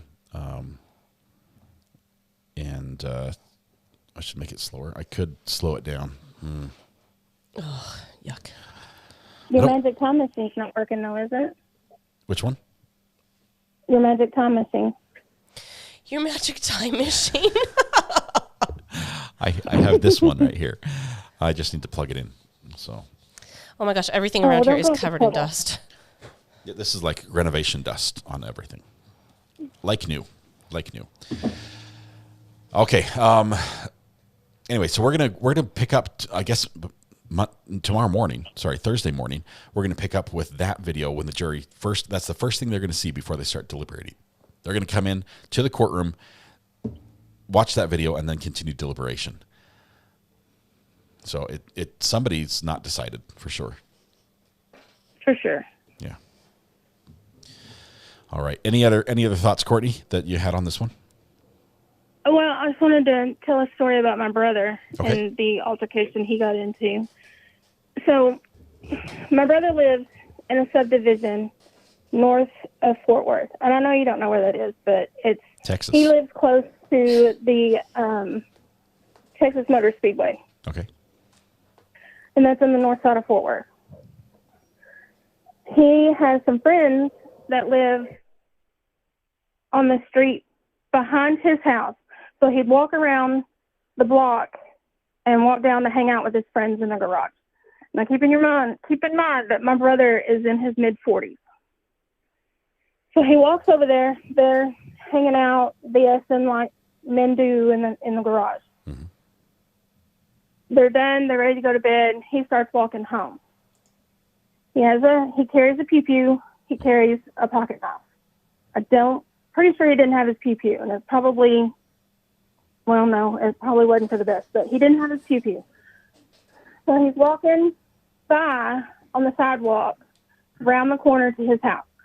There's a man that charges out of that house, and I'm sure he was on some mind-altering substances because he was in the nude when he charged. He attacked my brother in the street.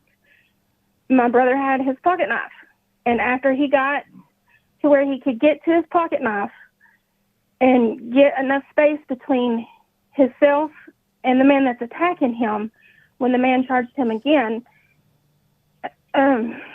my brother used that pocket knife. Plus, my brother had a black eye, a few broken ribs, and some road rash from wrestling in the street with this crazy person. The man that attacked my brother ended up in the hospital and charged with, I think they tried to charge him with attempted murder, but I think they pled down to aggravated assault. They charged your brother or this other guy? No. The naked other guy. guy. The naked guy. It was The naked naked guy. criminal. total self-defense. Yeah. My brother did spend a few hours in the police station explaining himself, and he had the bruises and the broken ribs and the bloody nose and the bloody face and all of that stuff. He refused to go to the hospital, which I think is dumb, but that's how men are in my family. Dumb or just strong-willed? You don't have to answer. You don't have to answer. They might be listening. Man. Yeah. So, yeah, I can. And when I made my husband watch the video, because he sits in his recliner while I'm sitting at my desk listening to you on my tablet or my phone or whatever I've got in front of me while I'm trying to work. So he listens to everything. He doesn't watch everything, but he hears it. And he's like, I want to see the video. So I went back and I tried to find it. I couldn't find it fast enough. So that's when I found this other video. And he was like, yeah, I wasn't leaning towards self-defense until I saw this. And he goes, that is 100% self-defense. If he had stayed down and not done anything, those kids would have probably killed him. Yep. I mean, we don't know. It can happen so fast. Yeah, I mean, it did happen So fast. fast. Each individual kid. Well, he had heart surgery. He had a quadruple bypass. One good kick to the chest probably would have killed him. And I don't think that was their goal. I don't think it needed to be. Probably not. I don't think it was Mr. Mew's goal to do what he did either. But it was complete and total mob mentality. Scott keeps muting me. I'm trying to talk to my YouTube, and I'm used to hitting that button. So his experience, wow, very similar, but also some subtle differences in this one. Oh, yeah, there wasn't a mob attacking him, but still. He was being attacked by who knows what this man was on at the time that my brother was attacked. But evidently he thought he was 10 foot tall and bulletproof. Yeah. And the man's wife messaged my brother a few weeks after that and was like, I'm so sorry this happened to you. We had just had a fight. He threw a TV at me. I snatched the children up and I left. I don't know what happened after I left, but I'm so sorry. So. Yeah. Oh, man. So he was already mad when he attacked my brother. That was his defense. Oh, that was his defense that he had an altercation before? Why was he naked? I mean, I'm sorry that I'm going back to this. But dude, it's Texas. It's hot. TVs, I mean, there's no glass. idea. Something can cut you. I mean, what you do in your own home is your own business. I'm not getting into that, but usually around the front door, I think, am I clothed enough for public appearance? That's it. I do a quick glance down. Because we've all had that dream, right? You know the one I'm talking about. But why Dr. Bullbutter, I respect that you have a very strong opinion. Did you want to call in and talk about your side of it? Because I feel like you might feel like you're not being heard. Yeah. Well, first of all, thank you. Yes, I'm sorry. I don't mean to cut you off. Thank you. Sorry. It was I'm not Courtney, good at right? this. Yeah, no, it's a big deal. If Dr. Bullbutter wants to call. No, I'm sorry. I'm so glad you're here, Courtney. I just happened to see his comment. Yeah. Courtney, thank you for sharing the story. I'm sorry your husband went through that. It was her brother. Your brother went through that with the naked man, which is still I still have questions. Scott's traumatized by the naked. We'll talk about that some other time. I don't know. I don't know which substance he was on, but it was enough to make him feel confident enough to come running out of his house in the nude. Yeah, and it does. I mean, that really does change how you see the world.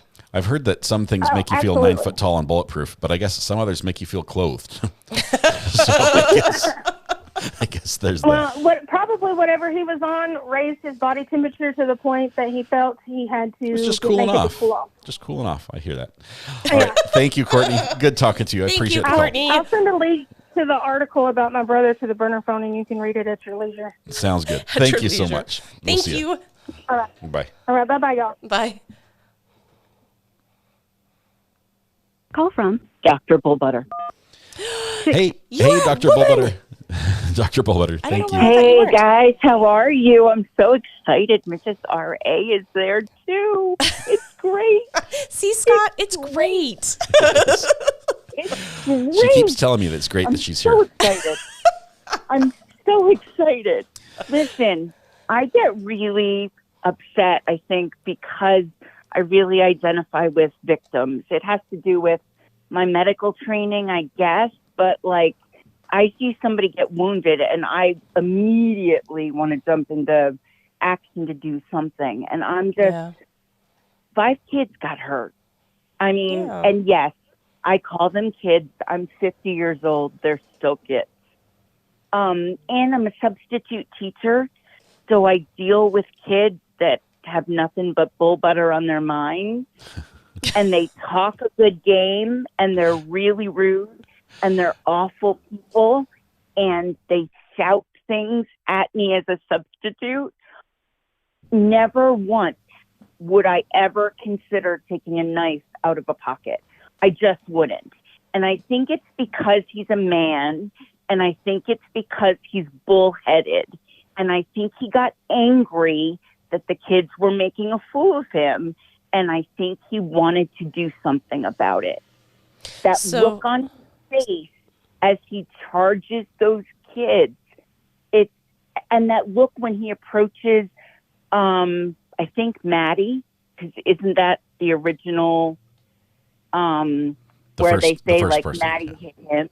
Yeah, where he approaches Maddie, that look on his face, I would have just said, "I'm sorry, sir. Can we take a few deep breaths, please?" Like, they were stupid for doing what they did. Don't get me wrong. Those kids were all disgusting. Disgusting. And if I could have shoved a bar of soap into every one of those mouths, I would have done it myself. Yeah. But dirty mouths does not mean anyone gets stabbed. And he had plenty of room to back up. He was not accomplishing anything. He was standing there and he was angry, and he decided he wanted to go after those kids. We've all seen it. I mean, Scott, yes, you're a man and you're very nice. So present company excluded when I say this. Thanks for the pass on that one. Appreciate that. We've all seen men that are like, "Oh, I'm not going to take this from any woman. I'm not going to take this from kids. I'm not going to take this from kids. They're not going to show me up." And he reaches down for his knife in his right pocket on the right side. And not only that, but when he takes it out, he keeps it down low at his side so none of the kids can see it until someone is already stabbed. That's not somebody that got scared, that whips out a knife and says, "Get back, I have a knife. I don't want to use it. I don't want to hurt you, but I will." He didn't say any of those things. And then what would have made it everything up after. I don't know, Mrs. R.A. Like, I think if he had stayed there, if he had helped kids, if he had admitted what he did, if he'd gone to the police and said, "I just had this encounter. They scared the crap out of me. I had to do what I had to do, but I need your help." If he had done any of those things, and I'm sorry, I can tell you, I'm not a psychiatrist, so I'm not diagnosing anyone, but that talking in the back of that cop car, when he said, I hear there was a stabbing, and I hear it was somebody that looked like me, that wasn't shock. No, I agree. That was not shock. That wasn't shock at all. So his claiming of shock is stupid. And I just hope people can see past it. I think you're right. I don't doubt. Go ahead, R.A. I'm sorry. I don't mean to cut you off. I think you're right on a couple things. I also have a hard time seeing all of the behavior that happened there on video and the interview at the police station 4 hours later as shock. And I have no recollection because I was in shock. And what about Dante? Well, here's what I've got. All those things you're saying, those are good, better, and best options that he had. Every single one. The legal option. Yeah, but you think it was still legal. What he did was option. legal, and you're probably right. I don't feel that way. I feel guilty all day long, and if it were me, well, that could be why he feels guilty as well. because he knows that was wrong, even though it was legal. It's like a moral wrong, but a legal right, Yeah. right? Well, see, that's the thing. Like on the stand, I felt like he was too busy trying to explain himself. I didn't hear "I'm sorry" one time. No. I There was didn't nothing. hear him say. There was no apologies. Like, I'm sorry it ended like this. You know, this. We Yeah, heard him I'm say, "I sorry that it never happened. planned to kill someone," but I never wanted to hurt anyone. part of apology could be viewed as an admission of guilt. Of guilt. Yeah, Of that's guilt. the weird line you have to walk when you're actually in a case, on the stand.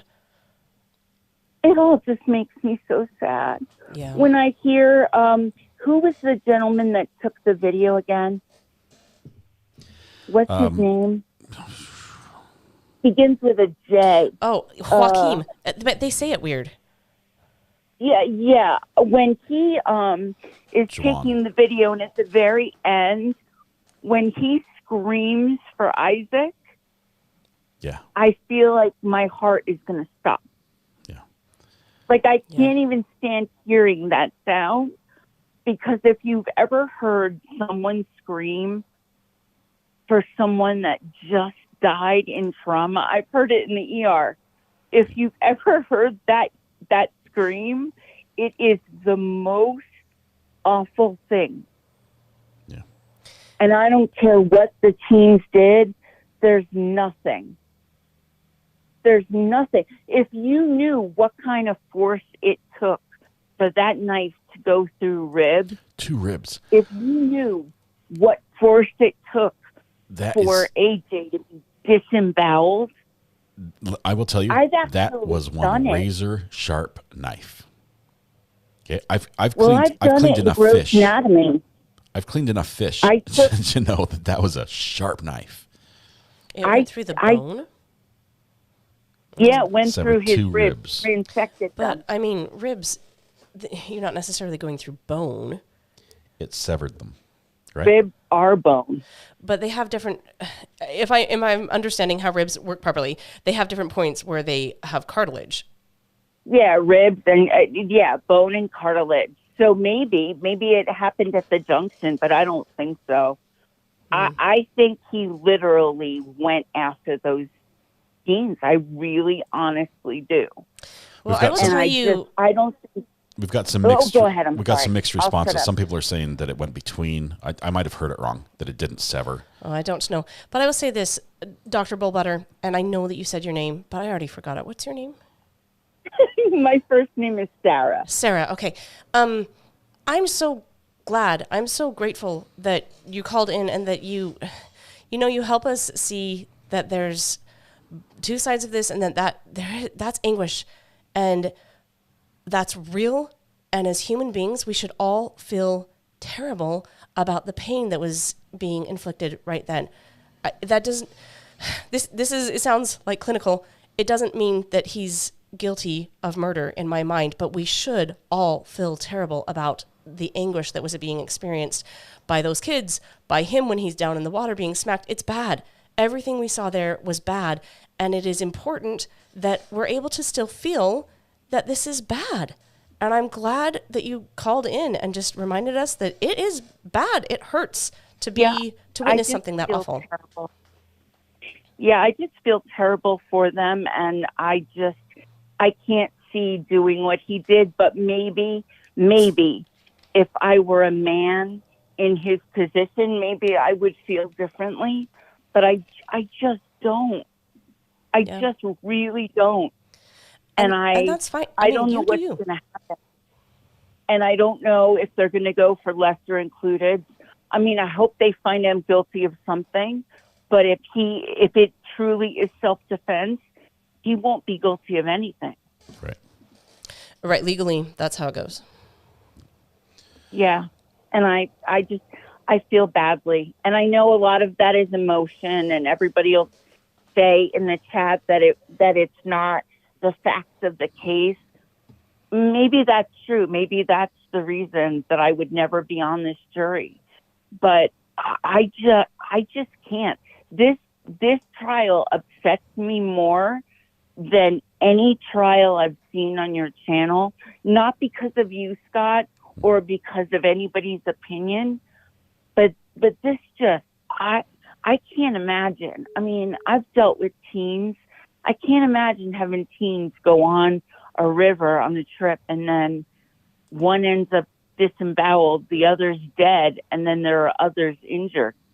I can't imagine that reality. That just, it hurts me.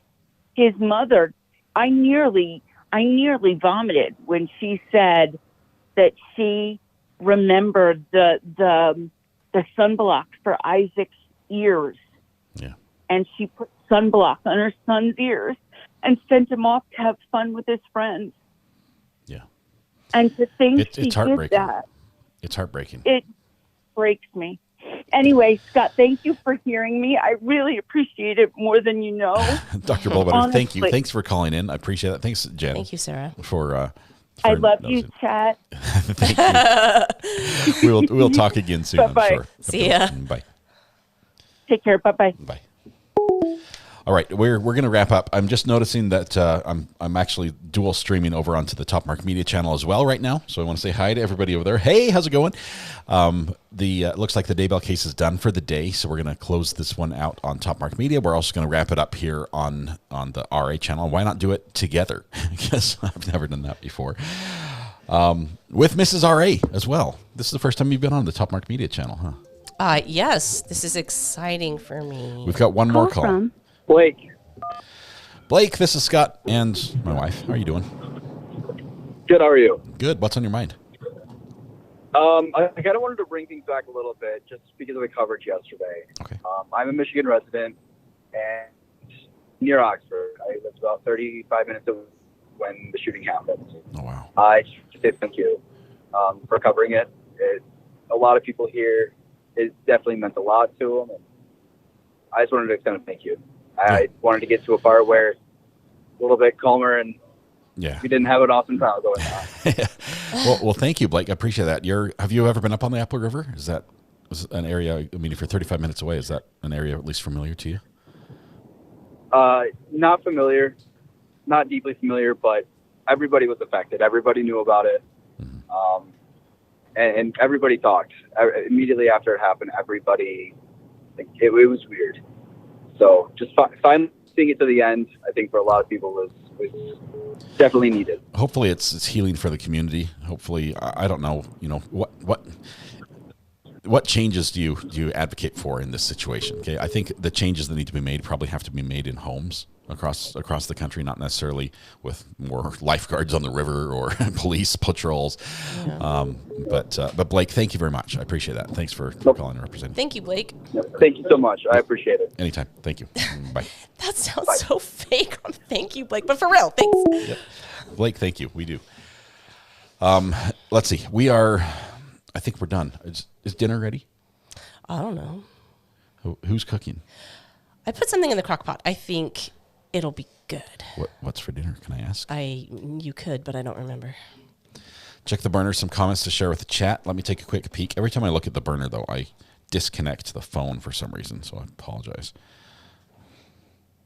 Apparently, you can't recognize my face through the microphone. There we go.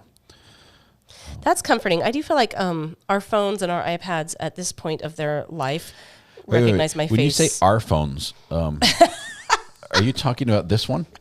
I mean, like we have a United Bank account. Is there a number you haven't told me? This phone together. It's kind of our phone. Okay, I've got one more call. It seems to be working. Maybe. Call from Lego My Briefs. Lego My Briefs. How are you doing? I'm trying to get Elliot's message here before Hi. he ends, but I'll listen to you while we do that. What's on your mind? I'm not going to keep you very long. Much love to you both. Nice that you're together. Thank you. I just wanted to come in on the heels of Mr. Bullbutter, Dr. Bullbutter. Bullbutter. Just to say, if we were to listen to the footage with no sound, in my head, I see him having a chance to go away, deciding to come back, rushing towards a girl in a floaty. It was a girl's legs that he was touching the floaty. And then there's kerfuffle. A woman's telling him to go. And the first impact, from what I understand, is he hit a girl and all hell broke loose. If he stabbed the first person, that would have been enough to say, holy sugar. I have the wrong sound effect, but I hit it. I'm just way too comfortable, eh? Anyway, yes, but the second and the third and how much hatred and violence he put into it, to me, is rage. He raged, in my opinion. And I don't think, if they were to try each case of a stabbing separately, he would definitely not be found of lesser charges, because that poor girl, isn't she the first victim? The first victim, what did she do? I agree with you, and I disagree on who. If they are trying them all separately. They are. That's why they're the different charges. Oh, but good.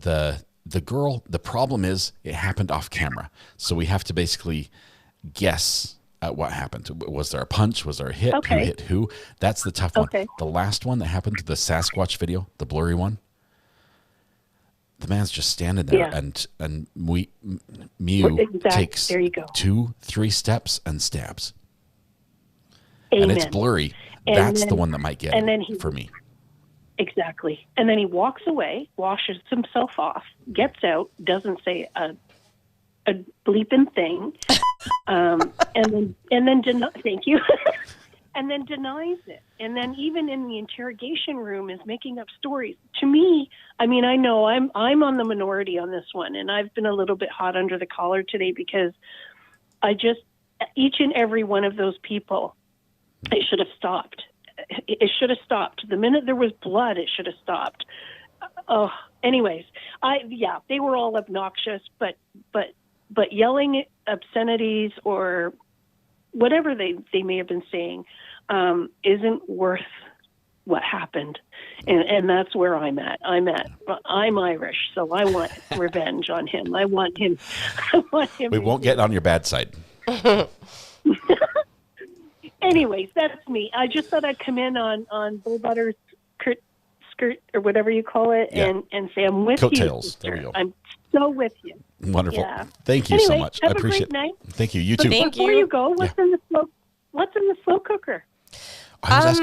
It is, I think it's chicken parmesan, something like that. I don't remember. I look at the recipe, I throw the things in, and then I forget about it. Slow cooker is a favorite thing of mine. I know. This is why I can never have lived a You know long time why? ago. Because you come home, it smells like you've had help. I know. I've been working in the kitchen all day watching this thing cook. Yeah. Or it smells like I put it on high when it should have been on low. I think we need an air fryer. Yeah. That's the next one we need. Oh. I wasted my money on that, but yeah. Did you? Anyway, I'll let you go. All right. Thank you so much. We'll see you. Have a good night. You too. See ya. Bye. I know Rebecca's called a couple times during the calls, and I haven't been able to take them. I think she's trying to get through. Natalie O gifted a membership. Thank you very much. No verdict yet, for those that are asking. No verdict. The jury has just gone home for the night. They deliberated for about 4 hours, 3 hours, 59 minutes, 44 seconds by my count. And they sent a note through the bailiff to the judge just before 5:30 saying, we'd like to go home.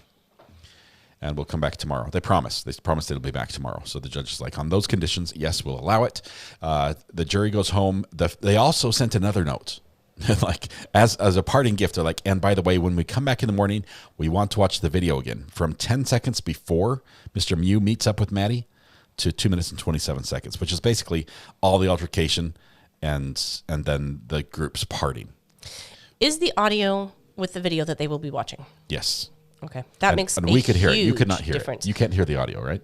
I don't remember. I only heard the audio on the last couple of times. I don't know if they didn't play it or whatever. But for me, the first time I heard the audio, I was like, "Whoa, that changed the whole ball game." Yeah, it's Call pretty rough. from Witchy Mama. Hey, Witchy Mama, how are you doing? Good. How are you doing? We're doing great. I was just wanting to put my 2 cents in here again. Sure. Do I need to have my beeper ready? I'll try and be good, but I am married to a sailor. All right, I'll keep my thumb at the ready. Go for it. No, I think those kids, number one, okay, I don't want to sound old, okay? I'm over 50. I don't want to sound old, but I heard our parents and grandparents saying, kids these days, they don't show respect. Right. Well, you know what? Those kids were not showing respect to themselves, let alone anybody else on that beach.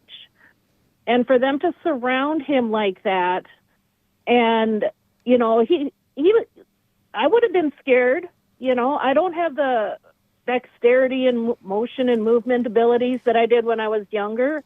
You know, they were pushing him in the water and punching him and, you know, all this other stuff. You know, it wouldn't surprise me if he was scared for his life. Yeah. You know, so for me, it's 100% self-defense. Well, this is one of the things that Scott said I'm not allowed to address, so I will keep it very light. I will simply say that as a student of history, this is not the first time that we have seen this kind of behavior. Exactly. Or what are you saying, Exactly. like et tu, Brute? Or Nope. That was the other way around. They all had knives and he didn't. The Roman Senate, man, that was a rough place to work. Yes. You know, and having a knife, I mean, I've been on the Apple River. I live in Minnesota. All right. I have tubed down that river multiple times, and it is a party zone, especially during spring break time. I wouldn't say party. You know, it's but more it like is a also a two beer sort of thing, right? Sorry. See, and that's what it turns into. You have your kids, you bring your kids out to it, and, you know, you have 2 beers because, you know, you've got kids around and everybody's watching everybody else's kids, you know?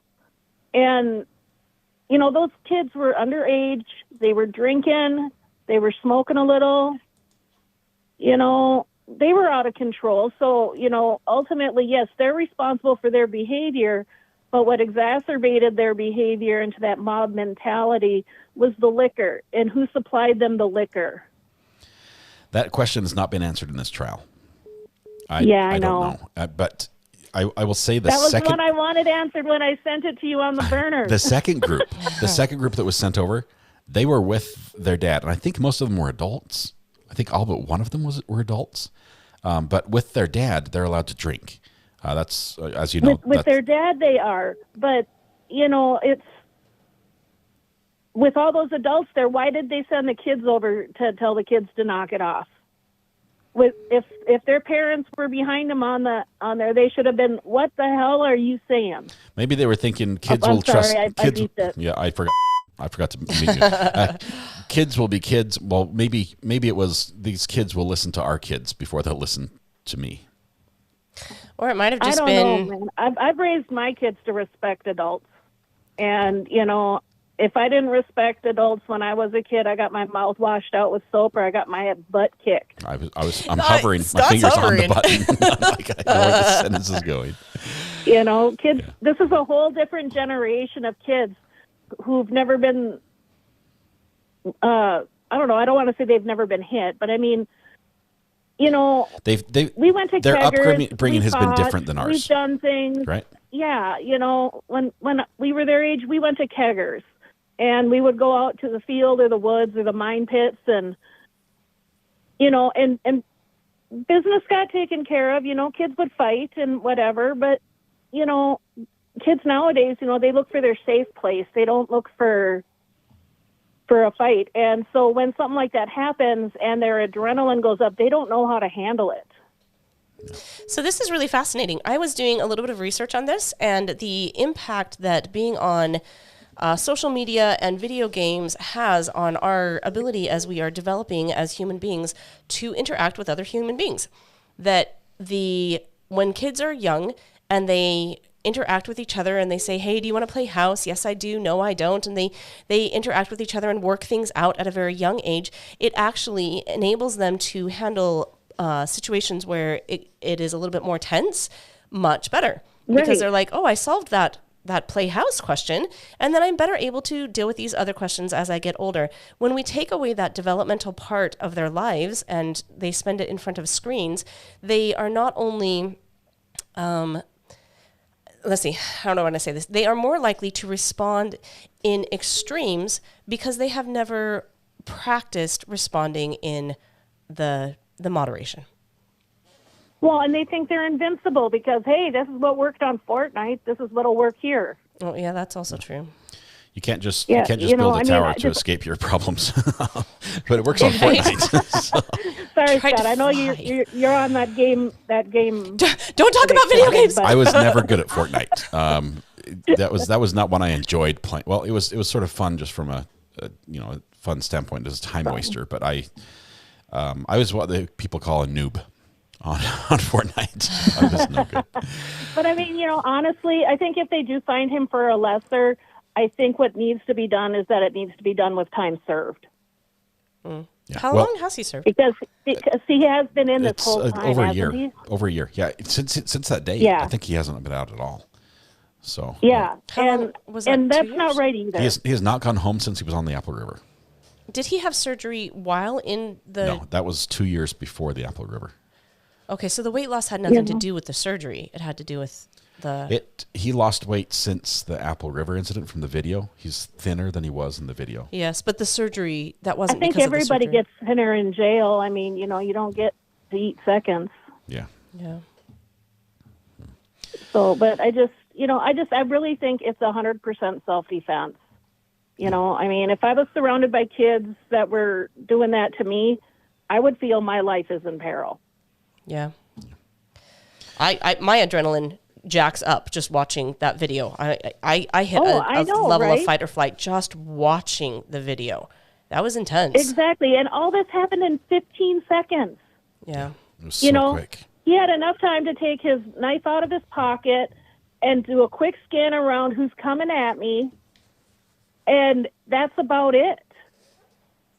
Yeah. Witchy Mama, thank you for And the that's- call. Yeah. Oh, sorry, I didn't mean to cut you off All there. right. I'm sorry. My You ideas might paused. not be all that popular, No, but you paused for half a second. I thought you were done, so I'm sorry. I am Oh, it's often okay. not popular in my ideas. I appreciate you sharing them. That I think the conversation's just so important. I appreciate you calling. oh, thank you. And Jen to Jen, I got to say, I love your recipes that you share. Thanks, Jen to Jen. I don't actually make them up. I just get them on Google. Well, yeah, but you pointed me to that website that was amazing. Oh, I know. That woman. I'm like, look at you making the life better. Now everyone's going to want the link, and I'm going to have Right? to find the link. Okay. Witchy Mama, thank you Yes, very much. Find the link for the Cine Rolls. Yes. We'll talk again. We'll see you. All right. We'll talk to you later. Bye-bye. Bye. All right. I have to say, Bite Me, I got your message here. She was just trying to say hi and say that we were getting some butter sugars from Buttercup. Thank you. I'm sorry I missed your call. I'm sorry about that. It's been a busy day. Everyone's like, what's the website? Need the link. Laura Fuentes. And every time I say that, I know that I'm making it impossible to hear. Exactly like it sounds, right? Yeah. Spell it just It is- Fuentes. Fuentes. That's how you say it. WVQXTLSTS. Okay. It is Fuentes. FW. No, that's not right. Hang on. Sorry. Okay. Hey, Kurt, welcome. U. Oh, wow, okay, great. no. We're starting great. I'm going to mute her mic now before she starts saying something else. Okay, stay with me. Fuentes. Fuentes. Fuentes. And her Fuentes. first Steven. name is.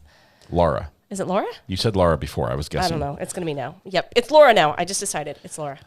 Laura Fuentes. You Google Laura Fuentes cinnamon rolls, right? No, that's for all of the salads and everything. Cinnamon rolls is Lion House.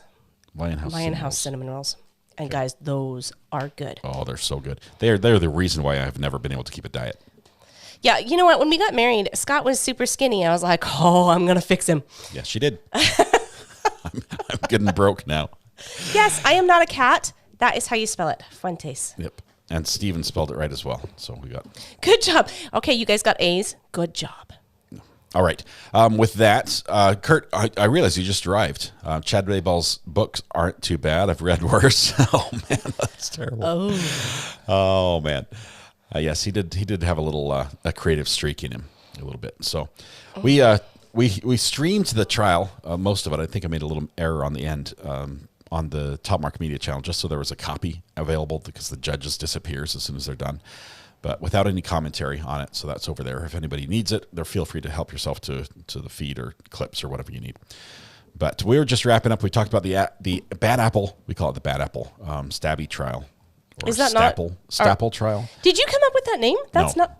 Oh. A chat came up with the name. Good job, chat. That was a really creative name. I thought that was something Law and Crime came up with or something.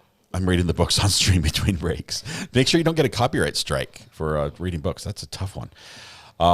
But this trial, we're on Verdict Watch. We're up to chapter 11 of book 1.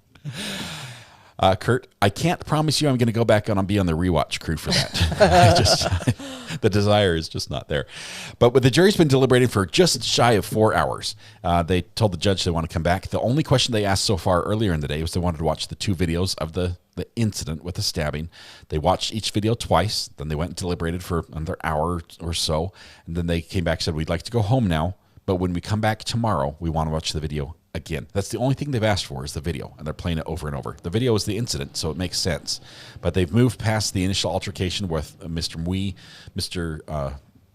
Mew charging the tubes and stopping and holding the tubes. They've moved past that. They now want to see from when he meets with Maddie to when the altercation's over. So we're going to watch that first thing in the morning when everything starts again. Adam, I can't wait. I want to hear. I know. I'm sure Brandy is just loving that as well. As we've got a couple people following this. So Kurt's following it. Brandy Churchwell's following it. It's a little much for me. Yeah. It's a little bit much. That's a tough one. It's a little wacko. All right. Which is funny because this. It seems like you often choose the ones that are. They're unique. We choose poorly. Is what it is. I instantly regret my decision. What is that movie? Name that movie, guys. You have chosen poorly. That's Indiana Jones. Oh, good job. Yeah. All right. With that said, let's play the music and wrap up. Can you hear the music? I can hear the music. Oh, good. My wife can hear the music. This is not the guilt-inducing music for me, so we're good. It's not the verdict music. Yeah. Hopefully, you hear the verdict music tomorrow. That's gonna be a choice a choice moment when I have a bit of regret and introspection as well. I feel guilty for it. Patty, yes. Thank you for the question. Let's see. I think that's it. I think we're gonna go home now. We're all meeting at the Waffle House. Never mind, Matthew. We're meeting at the Waffle House. I don't know if anybody we need to go to Wednesday. Is there anybody on that we need to jump to that is still alive? Matthew, I gotta say, we went and ate at the Waffle House once, and it was like an experience, right? I'm like, we're in the South. Let's go to Waffle House. And we ate there, and we got, wait for it. Sick. So sick. So sick. It was so bad. It was terrible. gross. I was like, what is this noise? I don't think we're going to DC tomorrow because your friends haven't called. Well, yeah, they called and they said they wanted to switch locations, so we'll probably be going to another state. So, awesome. Good. I'm good with it. It'll be All fun. right, tonight when you go home, please hug the people you love, smile at someone, make their day just a little bit better, and please stay safe till we go live again tomorrow morning about 8 a.m. with more of the Verdict Watch. Day 9 of the Bad Apple trial. Appreciate all of you. Thank you. I do call this the blessed best place. The blessed best place. That's all, folks. I do call this the best place to watch true crime. Messed it up again. Dang it. Scott, this does not go forever. It's a limited music. It's the best place to watch true crime, and that's because of you. Thank you very much. Appreciate our mods who make this the best place as well. You guys have a good night. Be good to each other. We'll see you in the morning. Bye-bye. Thank you, guys. See ya.